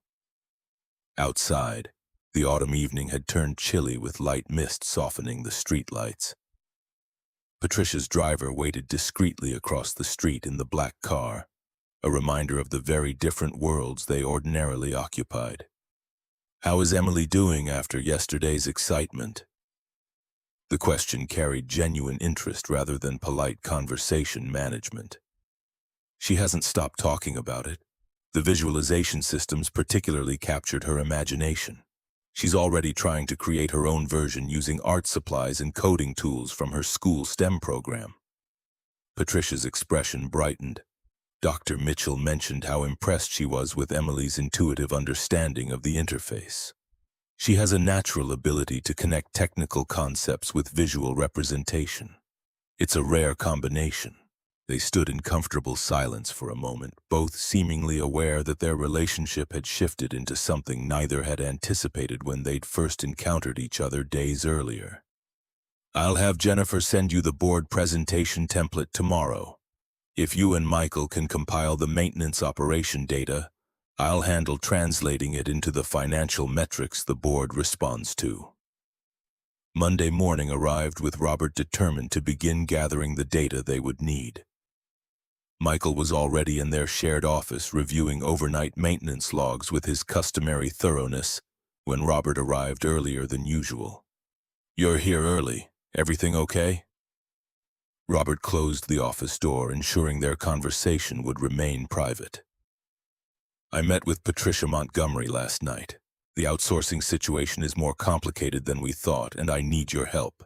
Over the next 30 minutes, Robert explained the situation. Richard's manipulation of information, Patricia's efforts to preserve their maintenance operations, the 3 proposals under board consideration. Michael listened with the careful attention that had made him such an effective mentor, asking occasional clarifying questions but reserving judgment until Robert had finished. "So the CEO wants our help to fight her own CFO.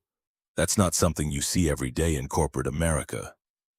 "It sounds crazy, I know, but I believe she's sincere about wanting to maintain quality operations over cost cutting. She seems to genuinely value the kind of practical expertise our team represents." Michael studied his younger colleague with the wisdom of decades in building maintenance. "And there's nothing personal influencing your judgment here? No billionaire CEO taking special interest in a hard-working single dad and his precocious daughter?" Robert felt heat rise in his face at Michael's perceptiveness. "It's not like that. We're from completely different worlds." "Uh-huh."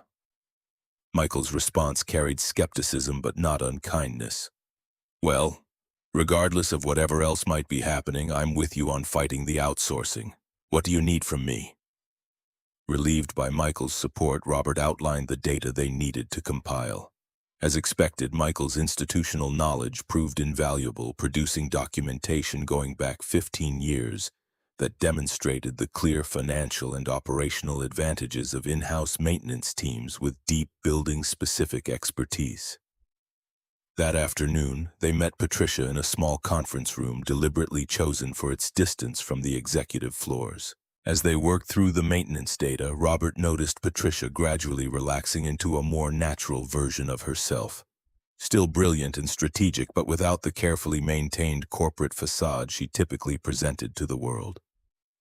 Her genuine interest in the technical details of building operations revealed someone who understood and valued practical knowledge, not just as means to financial ends, but as worthwhile expertise in its own right. When Michael made an offhand joke about HVAC compressor failure patterns, Patricia laughed with genuine amusement, and the sound transformed her face completely.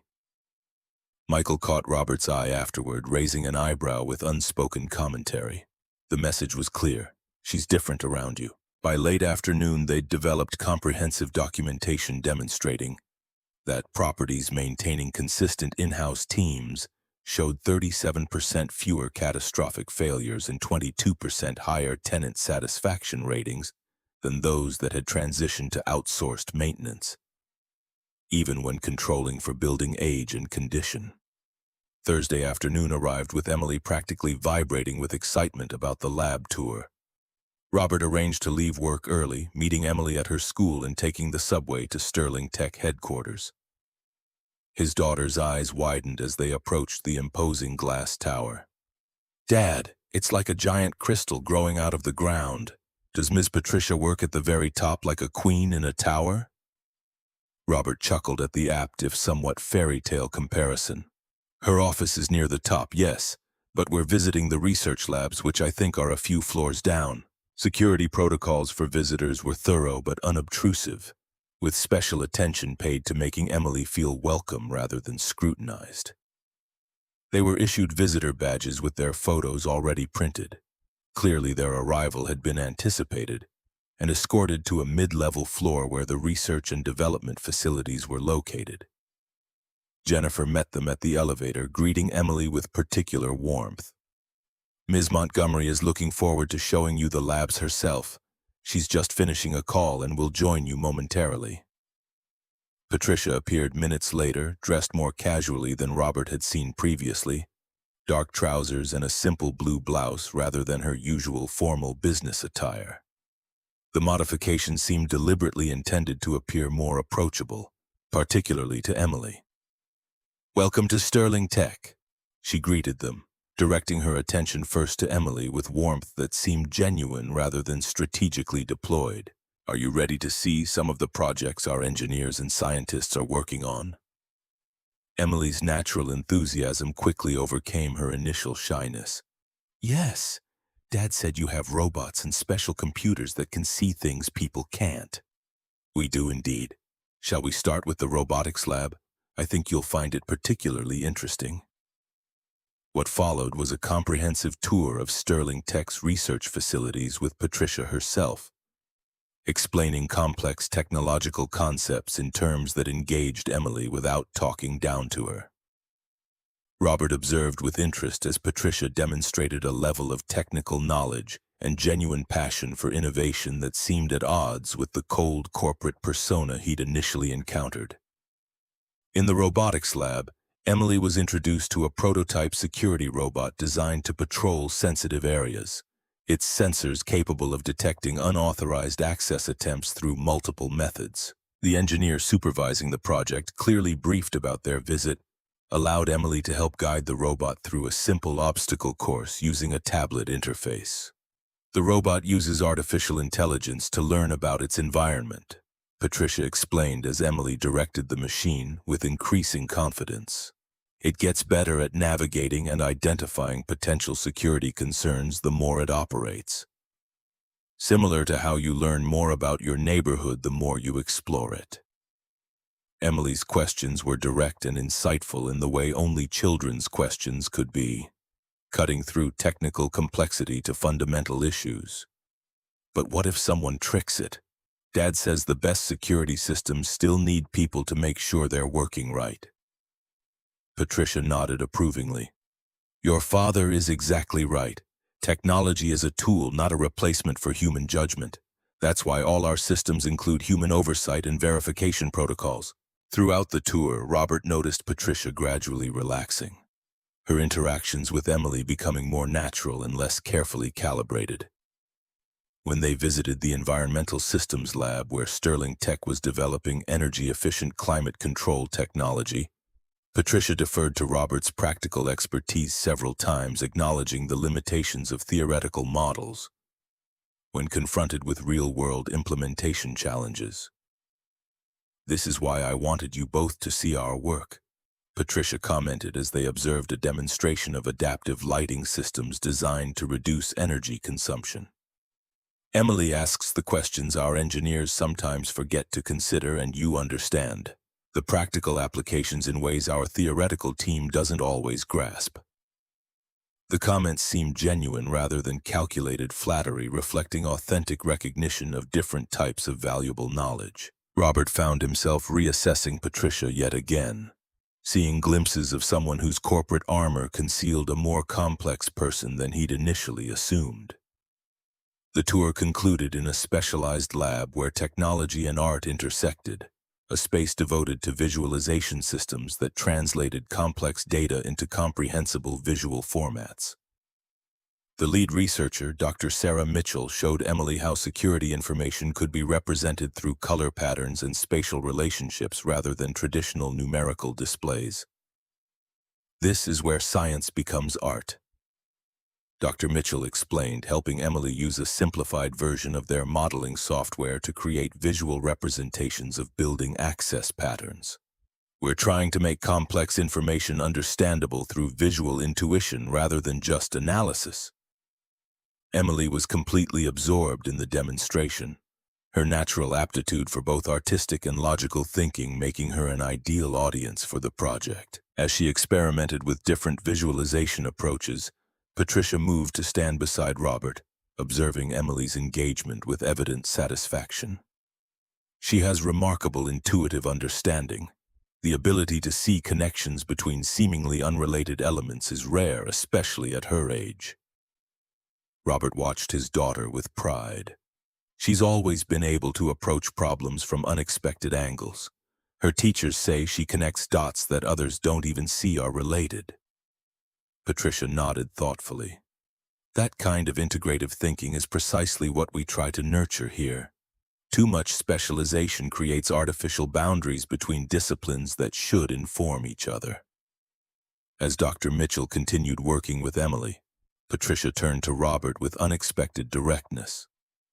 Have you considered what educational opportunities would best develop her obvious talents? Her current school is adequate, but unlikely to fully nurture her particular gifts. The question touched on a sensitive point.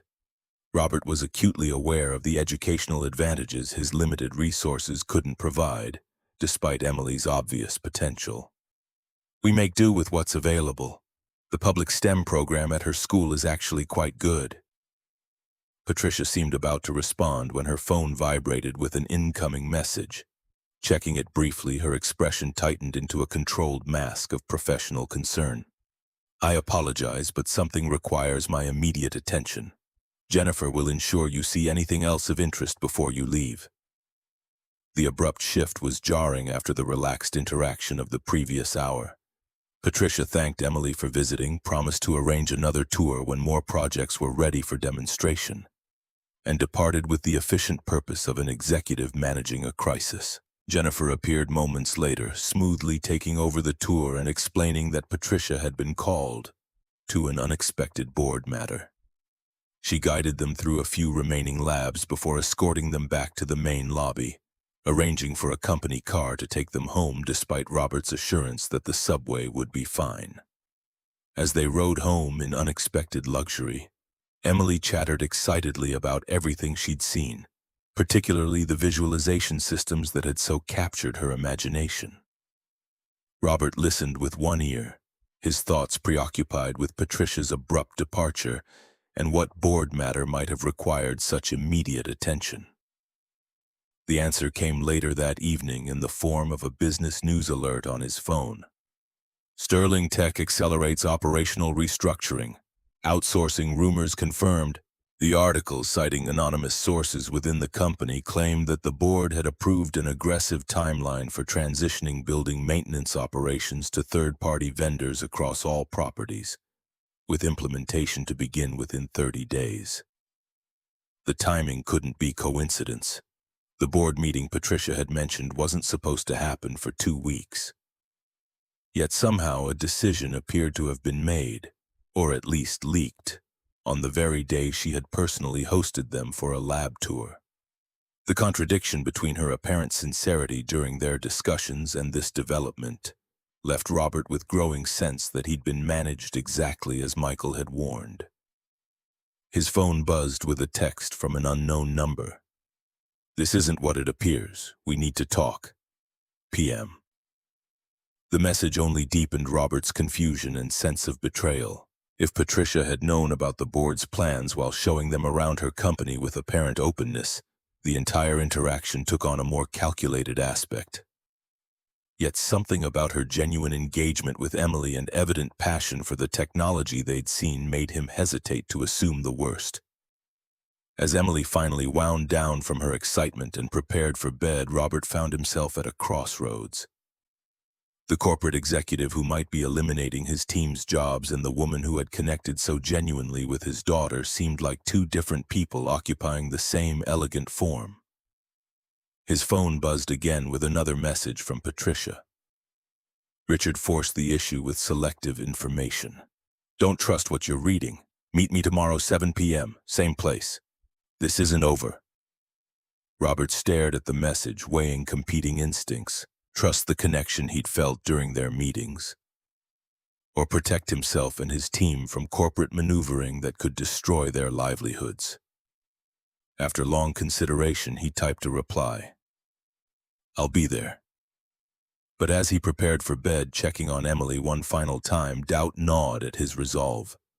Tomorrow would determine whether Patricia was manipulating him as part of some elaborate corporate strategy, or if there were genuine human connections forming that transcended their different worlds and responsibilities. The question that troubled him most as sleep finally came was how he would explain to Emily if Patricia proved to be simply using them for some corporate purpose. His daughter had connected with the woman in a way that suggested she had seen something genuine beneath Patricia's careful exterior. Robert hoped, for Emily's sake as well as his own increasingly confused feelings, that his daughter's instincts about Patricia's need for authentic connection would prove more accurate than his own wary suspicions. Friday morning arrived with media headlines that made Robert's stomach turn before he'd finished his first coffee. Bloomberg, Wall Street Journal, local business press, all carrying variations of the same story. Sterling Tech's maintenance outsourcing decision framed as inevitable progress, with quotes from unnamed board sources praising Richard Hayes's financial acumen and questioning Patricia Montgomery's attachment to outdated operational models. The articles didn't just report corporate restructuring, they mocked it. One particularly cruel piece suggested the CEO was relying on janitor's intuition over data-driven analysis, the contempt dripping from every paragraph. Robert recognized the coordinated nature of the attack. This wasn't accidental leaking. Someone had orchestrated a media campaign designed to make Patricia's position untenable. His phone rang before he could process the full implications. Patricia's voice carried controlled fury barely restrained beneath professional composure. "Have you seen the coverage?" "Reading it now." Richard planted every word. "Board meeting isn't until next Thursday, but he's creating the impression of a done deal to force their hand. Public expectations become self-fulfilling prophecies in corporate governance." A pause. Vulnerability bleeding through. "I need you to know, I didn't authorize any of this. I'm fighting it." Robert heard genuine distress beneath her words, but doubt still gnawed at him. "How do I know you're not just managing me, softening the blow before the inevitable happens?" The silence stretched long enough that Robert thought the connection had dropped. When Patricia spoke again, her voice carried raw honesty he'd never heard before. "You don't. You have to choose whether to trust me based on everything we've shared, knowing I could be lying. Just like I have to trust that you're helping me because you believe in what's right, not because you think it'll save your job." Her breath caught. "We're both taking risks here, Robert. The difference is I have billions to fall back on if this fails. You have Emily and a mortgage and people depending on you. I understand if you walk away." The admission of power imbalance, the acknowledgement that she was asking him to risk more than she was, it felt authentic in a way calculated manipulation never could. "I'm not walking away, but I need you to be straight with me. No more surprises." "No more surprises." Relief flooded her voice.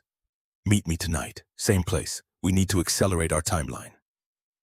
At Riverside, the atmosphere had shifted from anxious speculation to outright hostility. Robert walked into the maintenance office to find his team gathered around Michael's computer, faces grim as they read the business coverage. Conversation stopped when he entered. replaced by accusing stares. Carlos, one of the HVAC technicians, broke the silence. "So when were you planning to tell us you've been cozying up to Montgomery while she plans to eliminate our jobs?" The betrayal in his voice cut deeper than Robert had anticipated. "It's not like that. I'm trying to help stop the outsourcing. By going to fancy parties and touring her offices." Sarah, the electrical specialist, couldn't hide her bitterness. "While the rest of us are wondering how we'll feed our families when ProService takes over at half our wages." Michael stepped forward, voice carrying authority earned through decades. "Everyone calm down. Robert's been working with Montgomery to build a case against outsourcing, compiling data to prove we're more valuable than contract labor. And how's that working out?" Carlos gestured at the computer screen. "Because it looks like we're getting screwed anyway, and Robert's the one helping hold the door open." Robert felt the familiar heat rise in his chest, anger at the injustice mixing with guilt that maybe they were right to question his judgment. "I understand you're scared. I'm scared too. But turning on each other won't solve anything. We have 1 week before the actual board meeting, 1 week to prove our value is worth more than Richard Hayes's spreadsheets. Or 1 week before you get promoted to some cushy corporate job while the rest of us hit the unemployment line." Sarah's accusation landed like a physical blow. Before Robert could respond, his phone buzzed with a priority alert from the 12th floor. West Ridge Financial reporting climate control failure affecting their server room. The kind of high-priority situation that required immediate attention regardless of personal drama. "We'll continue this later. Right now I need to handle West Ridge before their servers overheat and they threaten to break their lease again." The elevator ride gave Robert precious minutes to compartmentalize. Whatever was happening with Patricia and corporate politics, his immediate responsibility remained the building and its systems. Professional duty provided welcome escape from questions he couldn't fully answer. Westridge Financial's reception area projected wealth management credibility through careful design. Dark wood paneling meeting glass walls, market data streaming across digital displays. The receptionist recognized Robert immediately, relief evident. "Thank God you're here. Mr. Keller is about to have a meltdown about the server room temperature. It's climbed 8 degrees in the last hour."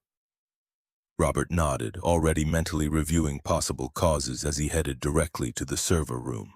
The increased heat was immediately noticeable despite still being within technical safety parameters. Westridge's IT director, Alan Pierce, hovered near the main console with barely controlled panic. "Miller, the monitoring system says we're approaching critical temperature thresholds. What's happening?" The fear in Pierce's voice was understandable. Millions of dollars in equipment, irreplaceable client data, potential catastrophic failures that could end careers. Robert set down his tools and moved directly to the environmental control panel, checking readings and system status indicators with practiced efficiency.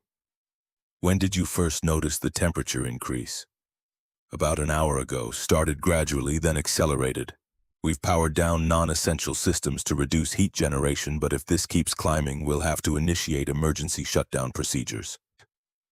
Robert saw the likely culprit in the diagnostic readings within minutes. Partial failure in the secondary cooling unit, the primary trying to compensate but unable to handle the full load alone. He accessed the system controls, making adjustments to optimize the functioning unit's performance. "This will stabilize things temporarily while I repair the secondary unit. You're not in immediate danger." Over the next 40 minutes, Robert methodically diagnosed and resolved the issue. A failed compressor relay that had created a cascade effect through the cooling system. The work required both technical knowledge and physical dexterity, navigating cramped space behind server racks while making precision adjustments to delicate components.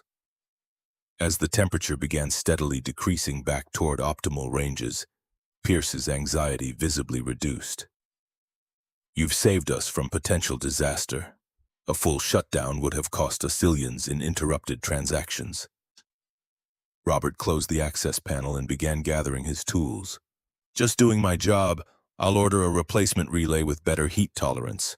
The OEM component isn't really designed for the load you're putting on it with your new server configuration. Pierce looked surprised. You identified that from just looking at our setup? It's a common issue with this model when used in high-density server environments. Robert explained the heat pattern and failure points. I've seen it in 3 other installations this year. As Robert completed his maintenance report in the hallway outside the server room, a familiar voice caught him by surprise. Impressive work in there. Patricia stood a few feet away, corporate attire and confident posture marking her as clearly the CEO visiting properties, not the vulnerable woman who texted him last night. Today, she projected authority without flamboyance, precisely tailored charcoal suit commanding respect through understatement rather than ostentation. I didn't realize you were visiting Riverside today. Quarterly property review.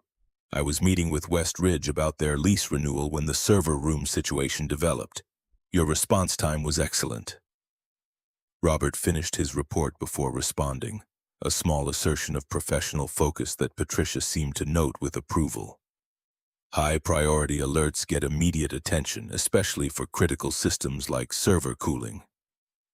Patricia studied him with that calculating gaze Emily had described as trying to solve a puzzle. Pierce mentioned that you identified a design limitation their own IT team had missed. Robert shrugged slightly. Experience. You see enough failures, you start recognizing patterns. Precisely why hands-on expertise is invaluable. Patricia's comment echoed previous observations but carried new weight given current circumstances.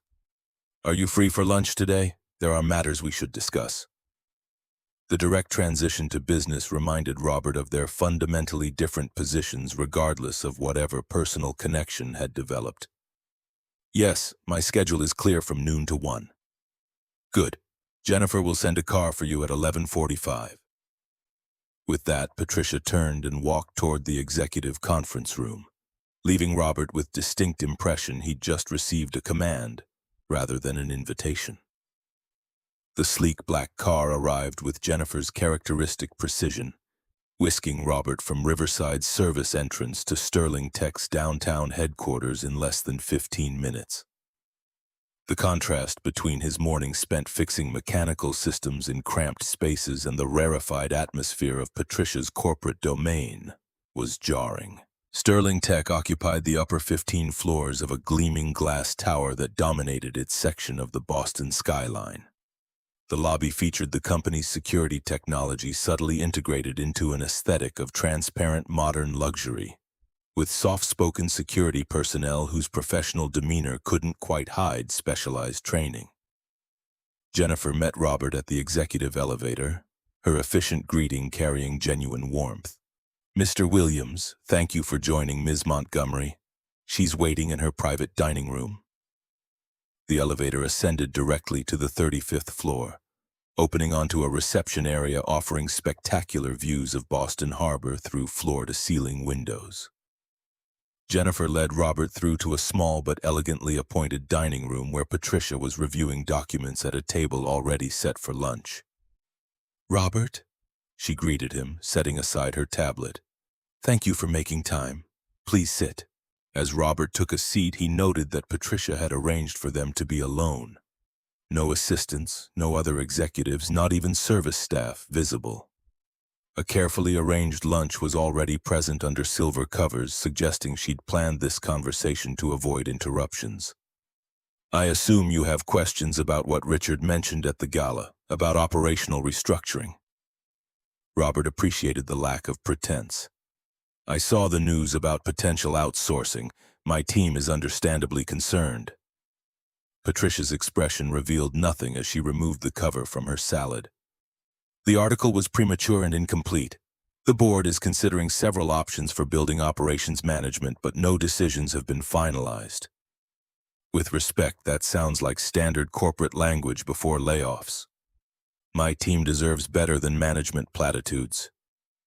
Something like respect flickered in Patricia's eyes at his directness. Fair enough. The full proposal includes 3 options. Complete outsourcing to third-party vendors, creating a separate subsidiary specializing in building maintenance that would service our properties and potentially others, or restructuring existing teams with enhanced training and technology integration. I'm advocating for the third option, but Richard and several board members favor outsourcing for its immediate cost benefits. The frankness of her response surprised Robert. Why are you telling me this? These kinds of decisions are usually made behind closed doors, with employees finding out only after everything's decided. Patricia set down her fork, studying him with analytical intensity. Because your team at Riverside has the highest efficiency ratings and lowest maintenance costs across our entire property portfolio. You've created systems and procedures that I believe should be standardized throughout our operations. She paused, seeming to consider her next words carefully. And because I've observed you solve problems that expensive consultants failed to address with a fraction of their resources. Robert processed this information cautiously. So you're what? Researching our team as a model? Using the gala invitation to observe the maintenance supervisor in a social setting? Patricia's acknowledgement came with surprising candor. Initially, perhaps, our dinner encounter was genuinely coincidental, but it presented an opportunity to understand your approach directly. Her voice softened. What I didn't anticipate was Emily. The mention of his daughter immediately heightened Robert's attention. What about Emily? Patricia's expression shifted, revealing something more vulnerable beneath professional composure. Children reveal truths about their parents, how they're raised, what values they're taught. Your daughter is thoughtful, curious, and remarkably unintimidated by situations that would make most adults uncomfortable. She treats everyone with the same genuine respect, regardless of their position or status. She met his gaze directly. That doesn't happen by accident. Robert felt complex mix of parental pride and continued wariness about Patricia's motivations. Emily's character is her own achievement. I just try to provide a stable example. A modest answer, but revealing, Patricia observed. Most people in your position would have used Saturday night to network aggressively, leveraging the opportunity for personal advancement. Instead, you focused on making the experience positive for Emily while maintaining your authentic perspective, even when it might have been easier to simply agree with the wealthy donors at your table. Robert wasn't entirely comfortable with being studied like a specimen. I'm still not clear on why you're sharing confidential corporate planning with me. Patricia's response was direct, cutting through corporate circumlocution. Because I want your input on the restructuring proposal before it's finalized. The maintenance teams are vital to our property's function and value, yet the decision makers have limited understanding of what you actually do. Your practical perspective would be valuable. The request was unexpected enough that Robert took a moment to consider its implications. You're asking me to help design a system that could potentially eliminate my own team's jobs. I'm asking you to help create a model that would preserve the most effective elements of your operation while addressing the board's concerns about consistency and cost management across properties. Patricia corrected. My goal is to demonstrate that in-house teams with proper support are more effective than outsourced alternatives, but I need concrete operational details to make that case. Robert's natural caution warred with his desire to protect his team and the standards they'd worked hard to establish. If I agree to this, I need transparency about how the information will be used. And my team needs to know what's happening. Keeping them in the dark while their future is being decided isn't right. Patricia considered this for a moment before nodding. I can agree to keep you informed about how your input influences the proposal. As for your team, you can tell them that alternatives are being considered, but no decisions have been made. Further details would need to remain confidential until the board reviews final proposals. It wasn't everything Robert wanted, but it was more consideration than most executives would offer employees at his level. I'll need to think about it. Of course, I wouldn't expect an immediate decision. Patricia returned to her lunch with practiced composure. The board meeting is scheduled for next Thursday, so there's time for careful consideration. The remainder of lunch shifted to less contentious topics. Emily's upcoming visit, technical aspects of building management that clearly interested Patricia more than Robert had initially realized. Her questions revealed genuine knowledge about systems integration and efficiency modeling that surprised him. Most executives treated maintenance as unfortunate necessity rather than strategic component of property management. As lunch concluded, Patricia walked with Robert to the elevator, their conversation continuing about technical aspects of predictive maintenance scheduling. In the middle of explaining a particular approach to equipment lifecycle management, Patricia suddenly stopped, rare expression of uncertainty crossing her features. "I have a personal request unrelated to business matters. I'd like to join you and Emily for the lab tour next Thursday, not just a brief appearance, but to actually guide you through the facilities myself." The request struck Robert as uncharacteristically vulnerable, coming from someone who typically issued directives rather than invitations. "Any particular reason?" Patricia hesitated, something Robert hadn't observed before. "Your daughter's perspective is refreshing. Children see things adults miss, ask questions we've forgotten to ask." She paused again. "And I rarely have the opportunity to share the technical aspects of our work with someone who appreciates them for their own sake rather than just their profit potential." The honesty of the admission resonated with Robert more than he'd expected. "Emily would like that. She's been talking about the visit non-stop since you mentioned it." A genuine smile briefly transformed Patricia's features before her usual composed expression returned. "Excellent. I'll arrange my schedule accordingly." As Robert rode the elevator down from the executive floor, he reflected on the increasingly complicated nature of his interactions with Patricia Montgomery. What had begun as chance encounter had evolved into something neither purely professional nor truly personal, with corporate agendas and human connections intertwining in ways he couldn't easily categorize. Returning to Riverside, Robert found Michael waiting in their office with barely contained tension. "You had lunch with Montgomery herself? What happened? Are the outsourcing rumors true?" Robert shared what he could without violating the confidentiality Patricia had requested, explaining that multiple options were being considered but no final decisions had been made. Patricia wanted his input on the maintenance operations model as part of the evaluation process. Michael looked skeptical. "Sounds like they want you to help design the system that replaces us. Classic corporate move. Get the insiders to create the blueprint, then hand it to the lowest bidding contractor." "Maybe," Robert acknowledged, unable to completely dismiss the possibility despite Patricia's seeming sincerity. "But if there's a chance to influence the decision in a way that preserves our team, I need to consider it." "Just be careful," Michael warned. "Getting close to the executive level when restructuring is happening is dangerous territory. Either you're being groomed for something bigger, or you're being managed until they don't need you anymore." The warning resonated with concerns Robert had already been considering. Patricia's interest in his operational approach made professional sense, but her desire to connect with Emily on personal level added complexity that defied simple corporate maneuvering. People as successful as Patricia Montgomery didn't achieve their position without strategic calculation. Yet there had been moments of apparent genuine connection that couldn't be easily dismissed as manipulation. Her vulnerability when discussing her first company's betrayal, her authentic engagement with Emily's enthusiasm, her evident passion for the technology during their lab tour. The contradiction troubled Robert as he worked through the afternoon's routine maintenance tasks. Which version of Patricia Montgomery was authentic? The calculating CEO or the person who seemed to genuinely value human connection she'd spent years avoiding? His phone buzzed with a text as he was preparing to leave for the day. "Patricia, thank you for lunch. For what it's worth, I meant what I said about Emily. She's remarkable. PM."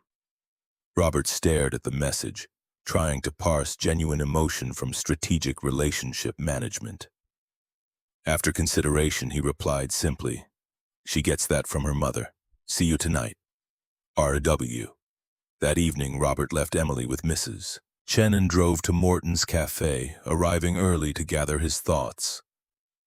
When Patricia entered at precisely 7 p.m., she carried visible tension despite her casual attire, jeans and sweater again, hair in ponytail, attempting to project approachability through informality. She slid into the booth and began without preamble. Richard's accelerating his timeline. The media leaks were designed to create fait accompli pressure on the board. He's scheduled an emergency session for next Friday, moved up from the following Thursday, claiming market conditions require immediate decision. Robert felt ice settle in his stomach. So we have 1 week instead of 2. Less than that, we need the presentation ready by Wednesday for board review, which means we have 5 days to compile everything, translate it into financial projections and practice delivery. Patricia's fingers drummed restless rhythm on the table. I won't lie, the odds aren't good. Richard has board members convinced that outsourcing is inevitable. We're fighting against momentum and spreadsheets. What do you need from me? Everything you've got. Every example of institutional knowledge preventing catastrophic failures. Every instance where your team's integrated approach solved problems that standard protocols would have missed. Documentation proving that what you do has value beyond line-item cost analysis. They spent the next 2 hours mapping strategy. Michael would compile historical data on emergency responses and preventative maintenance outcomes. Robert would document specific incidents where expertise had prevented major systems failures. Patricia would translate everything into the financial metrics board members understood. Cost avoidance, tenant retention rates, property value preservation. As they worked, Robert noticed Patricia's guard lowering incrementally. She spoke about her frustration with board members who'd never built anything themselves, making decisions based purely on quarterly earnings projections. Her passion for Sterling Tech's original mission, creating security technology that actually protected people rather than just generating revenue, burned through practiced corporate detachment. I didn't build this company to become another soulless profit machine. The raw emotion in her voice surprised Robert. I built it because I believed technology could make people safer. That innovation mattered more than quarterly returns. Richard sees Sterling Tech as vehicle for personal enrichment. I see it as something that should outlast all of us. The conviction resonated with Robert's own philosophy about work having meaning beyond paychecks. Walls keep pain out, but they also keep life out. His words from their first dinner echoed between them. Maybe that applies to companies too. You can protect profits by cutting everything that seems inefficient, but eventually you're left with nothing worth protecting. Patricia's eyes met his with intensity that felt like standing under spotlights. How did you become so wise about things you've never experienced? I've experienced loss. That teaches you what actually matters pretty fast. Robert thought of Catherine, of the brutal education grief had provided. When everything gets stripped away except what's essential, you learn to recognize the difference between what's valuable and what's just expensive. They sat in comfortable silence for a moment, the truth of shared understanding passing between them without need for further words. I should get back to Emily, Robert finally said, but I'm in this with you. Whatever it takes to save our team's jobs and prove that some things are worth more than their cost on spreadsheets. Patricia's hand covered his briefly on the table, the gesture spontaneous and vulnerable. Thank you for trusting me despite having every reason not to. The next 5 days blurred together in intensive preparation. Robert and Michael worked late nights compiling maintenance records, documenting emergencies averted and catastrophes prevented. Patricia translated their technical expertise into business language, risk mitigation strategies, asset value preservation, competitive advantages through operational excellence. Thursday brought Emily's rescheduled lab tour, and despite the corporate crisis consuming Patricia's attention, she honored her commitment personally. Robert watched her interact with his daughter with genuine warmth, explaining visualization systems and robotics projects with patience that seemed to come from authentic place rather than calculated relationship management.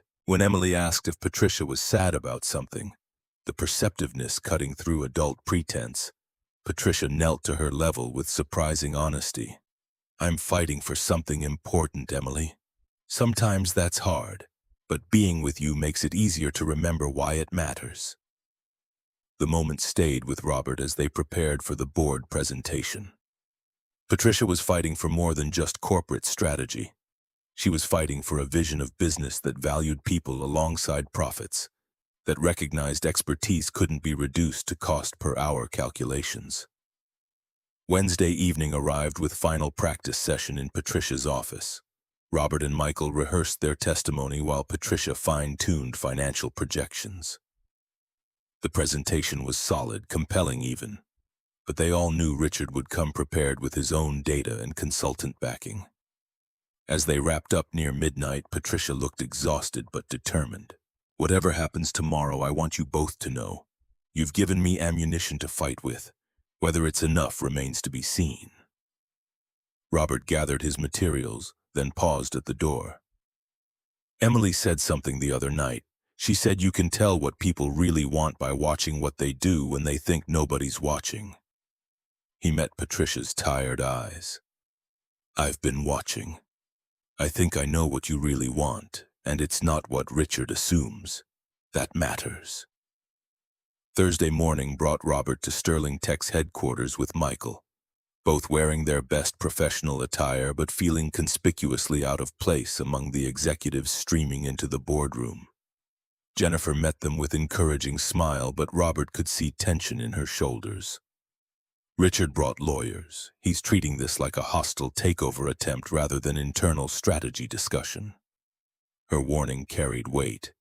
Be prepared for aggressive questioning. The boardroom embodied corporate power. Massive mahogany tables surrounded by ergonomic chairs occupied by men and women whose collective decisions affected thousands of lives and billions of dollars. Patricia stood at the head, her presentation displayed on multiple screens. Richard Hayes sat nearby, expression carefully neutral but tension evident in rigid posture. Margaret Foster, the board chair Robert recognized from the gala, called the meeting to order with efficient authority. "We're here to evaluate proposals for building operations management across Sterling Tech properties. Mr. Hayes will present the outsourcing proposal, followed by Ms. Montgomery's alternative approach. We'll hear from operational staff, then vote." Richard's presentation was masterful. Slick graphics, consultant testimonials, financial projections showing $8.7 million in annual savings. He made outsourcing sound not just sensible but inevitable, the natural evolution of modern corporate efficiency. When Patricia's turn came, she presented their data with equal polish but different emphasis, highlighting institutional knowledge, preventative maintenance value, tenant satisfaction correlation with consistent teams. She painted a picture of sustainable operations creating long-term value rather than short-term savings. Then came the testimony portion. Margaret directed her first question to Robert with skeptical directness.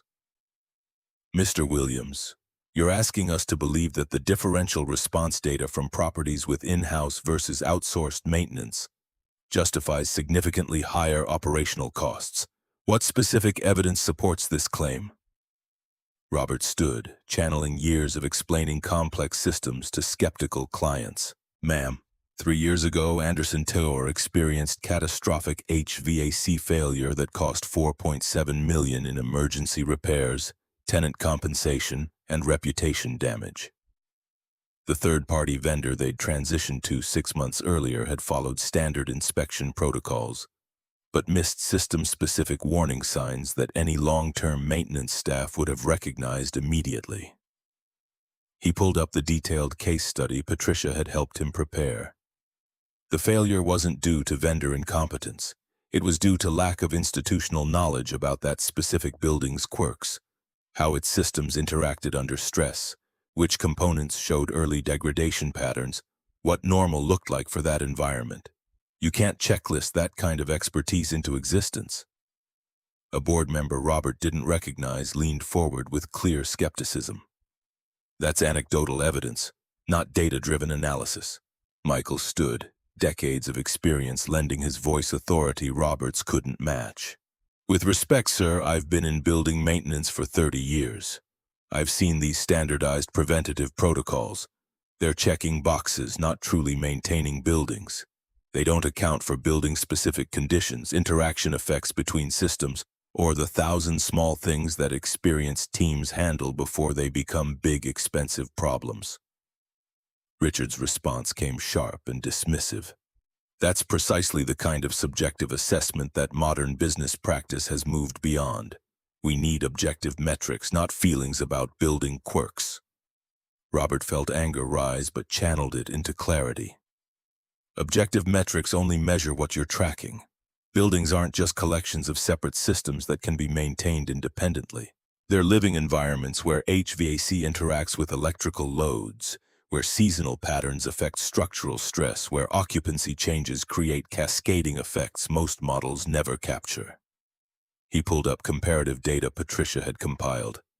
Properties maintaining consistent in-house teams show 37% fewer catastrophic failures and 22% higher tenant satisfaction ratings than those that transition to outsourced maintenance, even controlling for building age and condition. That's not anecdotal. That's pattern. The board members exchanged glances, and Robert could see his words landing with some while others remained skeptical. Margaret seemed genuinely engaged, but several members appeared already decided. Richard seized the moment with calculated precision. This isn't about operational philosophy. It's about the CEO's personal involvement with an employee creating conflict of interest that clouds judgment about business decisions. He projected photos onto the screens. Images from the charity gala showing Patricia, Robert, and Emily together, candid shots that captured moments of genuine connection. Ms. Montgomery has developed inappropriate relationship with Mr. Williams that's influencing her assessment of his team's value. This isn't objective analysis, it's emotional manipulation of board decisions. The accusation landed like grenade. Board members stiffened, whispered conversations erupting around the table. Robert felt his face flush with anger and humiliation at having his integrity questioned so publicly. Patricia stood, and her voice when she spoke carried fury barely restrained beneath professional control. Robert Williams has more integrity in his work boots than most people in this room have in their entire careers. Her gaze swept the board before landing on Richard with cutting precision. Including you, Richard. The room erupted in shocked silence. Margaret raised her hand for order, but before she could speak, Michael stood with deliberate calm that commanded attention. Before this board makes any decision, you should know something about Mr. Hayes that directly affects his objectivity regarding outsourcing proposals. Michael's tablet connected to the presentation system, and forensic accounting documents filled the screens. Wire transfers, email trails, payment schedules. Richard Hayes has received $500,000 in bribes from ProService Solutions, the outsourcing company he's been advocating for. These documents show systematic payments disguised as consulting fees, along with email correspondence in which Mr. Hayes guaranteed ProService would receive the Sterling Tech contract in exchange for kickbacks tied to contract value. The boardroom descended into chaos. Richard shot to his feet, face draining of color. That's fabricated evidence. This is corporate sabotage. Michael's voice remained steady, prosecutorial in its precision. The forensic accounting was performed by an independent firm. The email metadata has been verified, and the FBI has been investigating this matter for the past 2 weeks based on information I provided. As if on cue, Jennifer entered the boardroom accompanied by a woman in a dark suit who identified herself as Special Agent Morrison. Mr. Hayes, we need you to come with us. We have questions about your financial relationship with ProService Solutions. Richard's protests grew increasingly desperate as security escorted him from the room, but the damage was catastrophic and final. The board sat in stunned silence as the implications settled over them like ash after explosion. Margaret recovered first, calling for emergency recess to allow board members to process what had just occurred. Robert and Michael were asked to wait in an adjacent conference room while the board deliberated in private session. The next 2 hours stretched like years. Robert paced while Michael sat with characteristic calm, both avoiding speculation about outcomes they couldn't control. Through the conference room's glass walls, they could see board members engaged in intense discussion, gestures animated, faces serious. Patricia appeared once briefly, exhaustion evident in her features. Whatever they decide, you both did everything possible. The corruption exposure changes everything, but I don't know which direction they'll move. Some board members may see this as vindication of my position. Others might view the entire situation as too chaotic and vote for outsourcing anyway just to impose order. When they were finally called back to the boardroom, the tension was palpable. Margaret stood at the head of the table, her expression giving nothing away. The board has voted on the following resolutions. First, Richard Hayes is terminated from Sterling Tech effective immediately, and we will cooperate fully with federal investigation into his conduct. Second, we approve implementation of Ms. Montgomery's enhanced in-house maintenance program across all properties, with funding for additional training and technology integration. Relief flooded through Robert so intensely he felt lightheaded. His team was safe. The jobs were protected. They'd won. But Margaret wasn't finished. Third, given the serious governance failures this situation has revealed, we require Ms. Montgomery to step back from day-to-day operations and appoint a chief operating officer with board approval to provide operational oversight. Ms. Montgomery will retain CEO title and strategic vision authority, but execution will require COO sign-off. Patricia's expression revealed nothing, but Robert saw her hands tighten briefly on the table edge before relaxing. I accept those terms. The enhanced maintenance program is worth the oversight structure. Margaret nodded. Very well. This meeting is adjourned. Ms. Montgomery will need your COO recommendation by next week. As board members filed out, several approached Patricia with congratulations that felt perfunctory rather than warm. The victory was real, but it had cost her something significant. Autonomy she'd fought decades to maintain. Robert waited until the room had cleared before approaching. You did it. You saved the program. Patricia's smile carried exhaustion and something deeper, relief mixed with melancholy. We did it. Your testimony made the difference. Michael's evidence sealed it. She paused. But Richard was partially right. My personal involvement with you and Emily did influence my judgment. I fought harder for this program because I'd seen firsthand what institutional knowledge looks like, what integrity means in practice. That connection made me better, not worse, at recognizing value. They stood in silence for a moment, the weight of what they'd accomplished settling alongside uncertainty about what came next. I should go find Emily. Tell her the good news about the jobs. Patricia nodded, but something vulnerable flickered across her features. Robert, I need to ask you something, and I want complete honesty. She took a breath, gathering courage for a question that clearly cost her. These past weeks with you and Emily, is this relationship developing because you genuinely want it to? Or because I'm still ultimately your employer and you feel some obligation? The raw vulnerability in her voice transformed the question from abstract to deeply personal. Robert considered his response carefully, knowing the importance of absolute honesty in this moment. When we first met, I stood up to you because I believed everyone deserves basic respect, regardless of their position. That hasn't changed. I've never made decisions about personal relationships based on professional advantage, and I'm not starting now. He met her gaze directly. Emily and I have welcomed you into our lives because we value who you are, not what you own or what position you hold. If you were still just the person who'd yelled at restaurant staff, we wouldn't be here. But you're not that person, or you're more than that person. You're someone learning to be human again after years of armor. That's who Emily sees when she says you look sad. That's who I see when your guard drops. Patricia's eyes glistened with unshed tears. Vulnerability she'd spent decades suppressing finally breaking through. Thank you for that. My position makes it difficult to trust people's motivations. It's been a very long time since I experienced relationships that weren't in some way transactional. Well, Emily's affection is completely non-transactional. Robert offered a gentle smile. Unless you count her expectation that you'll admire every new sprout in the container garden. Patricia's laughter held genuine joy, the sound transforming her face completely. A responsibility I take very seriously.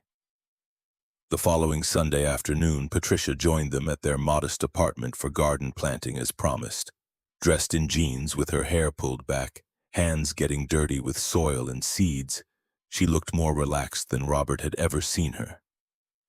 Emily taught her about spacing and depth and patience with 9-year-old authority, and Patricia followed instructions with endearing seriousness. As they worked, Robert noticed neighbors watching with curiosity. Mrs. Chen smiling knowingly, the Hernandez kids fascinated by the sight of their building's most unusual visitor. But Patricia seemed genuinely unbothered by the attention, focused entirely on Emily's enthusiasm about fall vegetables and growing things. After planting finished and they'd shared a simple dinner at the kitchen table, Emily eventually fell asleep on the couch with her drawing pad. Robert and Patricia stood on the balcony in comfortable silence, looking out at their modest view of neighboring buildings and distant city lights. "Thank you for today." Patricia's voice carried quiet wonder. "For letting me be part of something real." Robert studied her profile, seeing the woman rather than the CEO, the person who'd been hiding behind corporate armor for so long she'd almost forgotten what connection felt like. Is that what's been missing? Reality? Patricia considered the question with her characteristic thoughtfulness. When you achieve a certain level of success, people start managing your reality. They filter information, anticipate needs, remove obstacles before you even encounter them. It creates efficiency but eliminates. She gestured toward the simple container garden they'd planted together. No one brings dirt and seeds into my carefully curated world.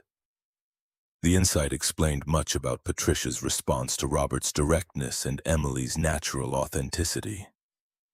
In a life surrounded by strategic calculation and careful management, genuine human connection had become the rarest commodity. Over the following weeks, an unexpected pattern developed. Patricia began appearing regularly in their lives, weeknight dinners at the kitchen table, helping Emily with science projects, even attending a particularly painful elementary school concert where Emily proudly demonstrated her ability to play simple melodies on the recorder without most of the squeaky parts. At Riverside, the enhanced maintenance program brought additional resources and recognition for the team's work. Michael took on formal mentoring role for newer team members, his decades of experience finally acknowledged as the valuable asset it had always been. The corporate battle with Richard continued through legal channels, but his influence had been permanently broken. 3 months later, as Boston winter began yielding to early spring, Patricia hosted Sterling Tech's holiday party with one significant change. Robert and Emily attended as her personal guests, rather than corporate outsiders. The executive whispers were noticeable, but Patricia seemed genuinely unbothered, introducing Emily to impressed colleagues and presenting Robert as someone whose practical expertise she valued.